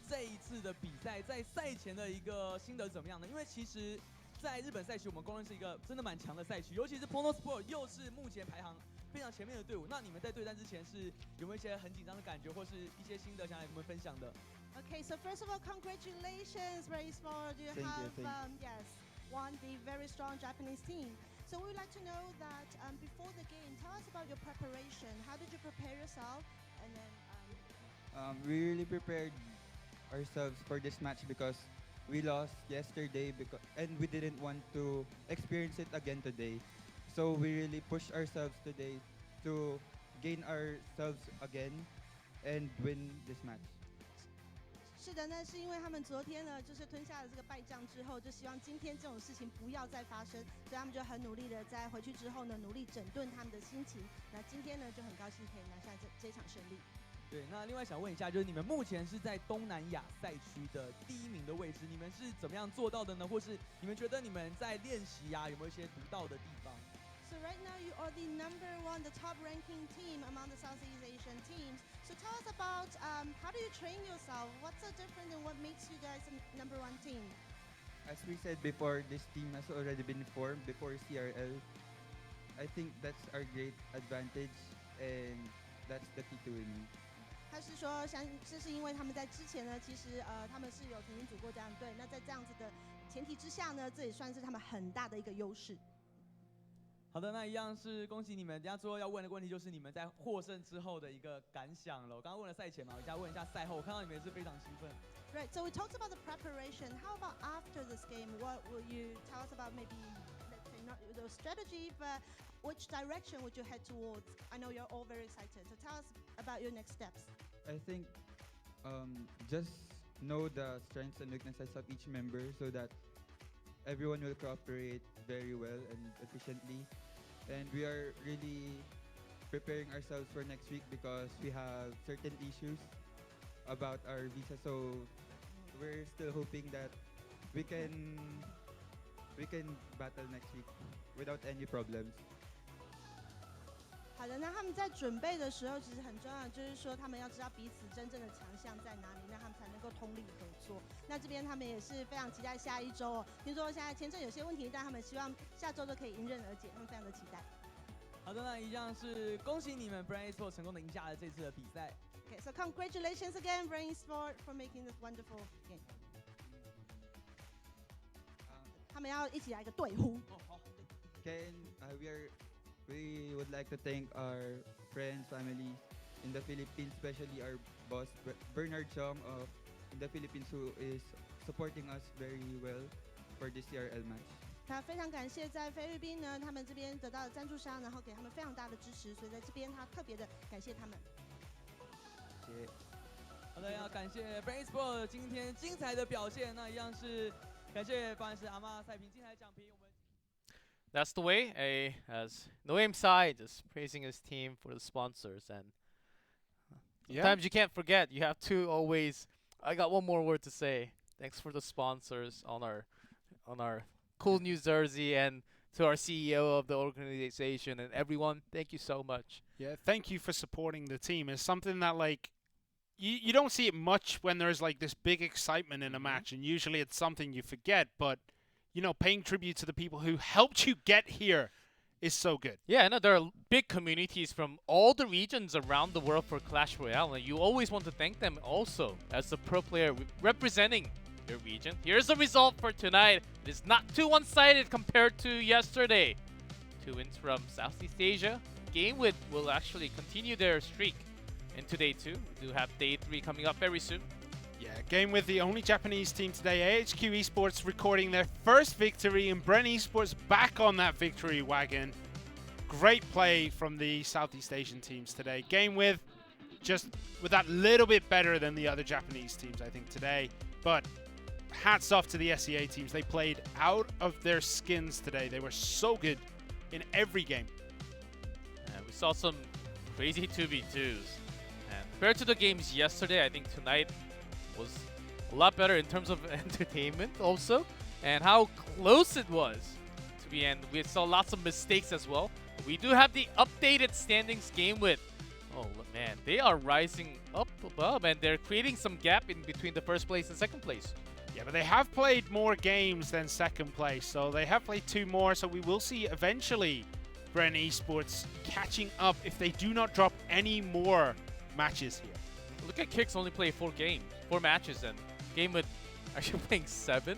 Yeah, that's a big difference, and because they won that many, that's incredible to see. Only 1 loss against their own region, against Detonation Gaming. That has been the only one. Lots of their win from the match has been dominant 2-0s. Yeah, GameWith have played incredible so far. Bren Esports playing incredible. Ponos Sports actually losing. Very interesting to me. I thought they might have been able to pull it out, but the 2v2 from Bren Esports was just way too strong. Yeah, that's what really showed. That even with the mistake, they were able to really catch up and have a different win at the end. The Sandbox and OGNet is still at the last place, with Chaos Theory dropping down to that tied up 10th place with 1-4, and AHQ actually rise up all the way from 12th place to 9th.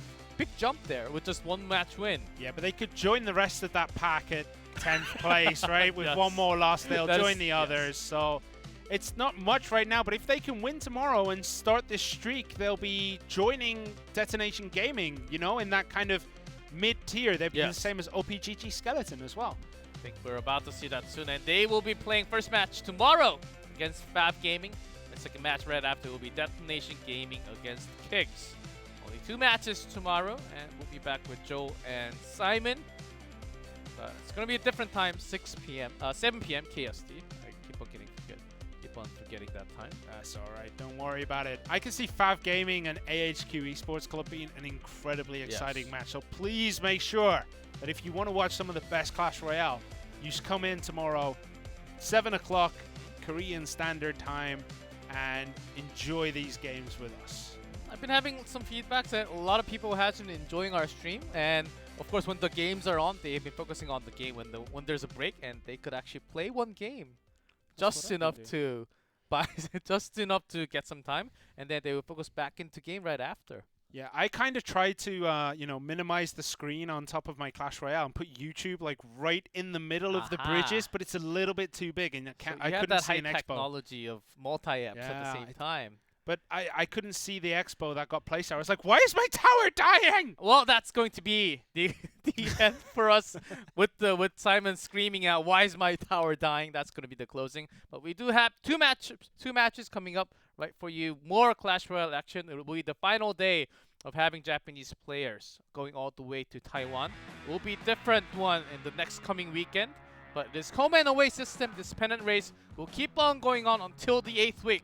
We will be back for more Clash Royale action tomorrow. Stay tuned for more Clash Royale action.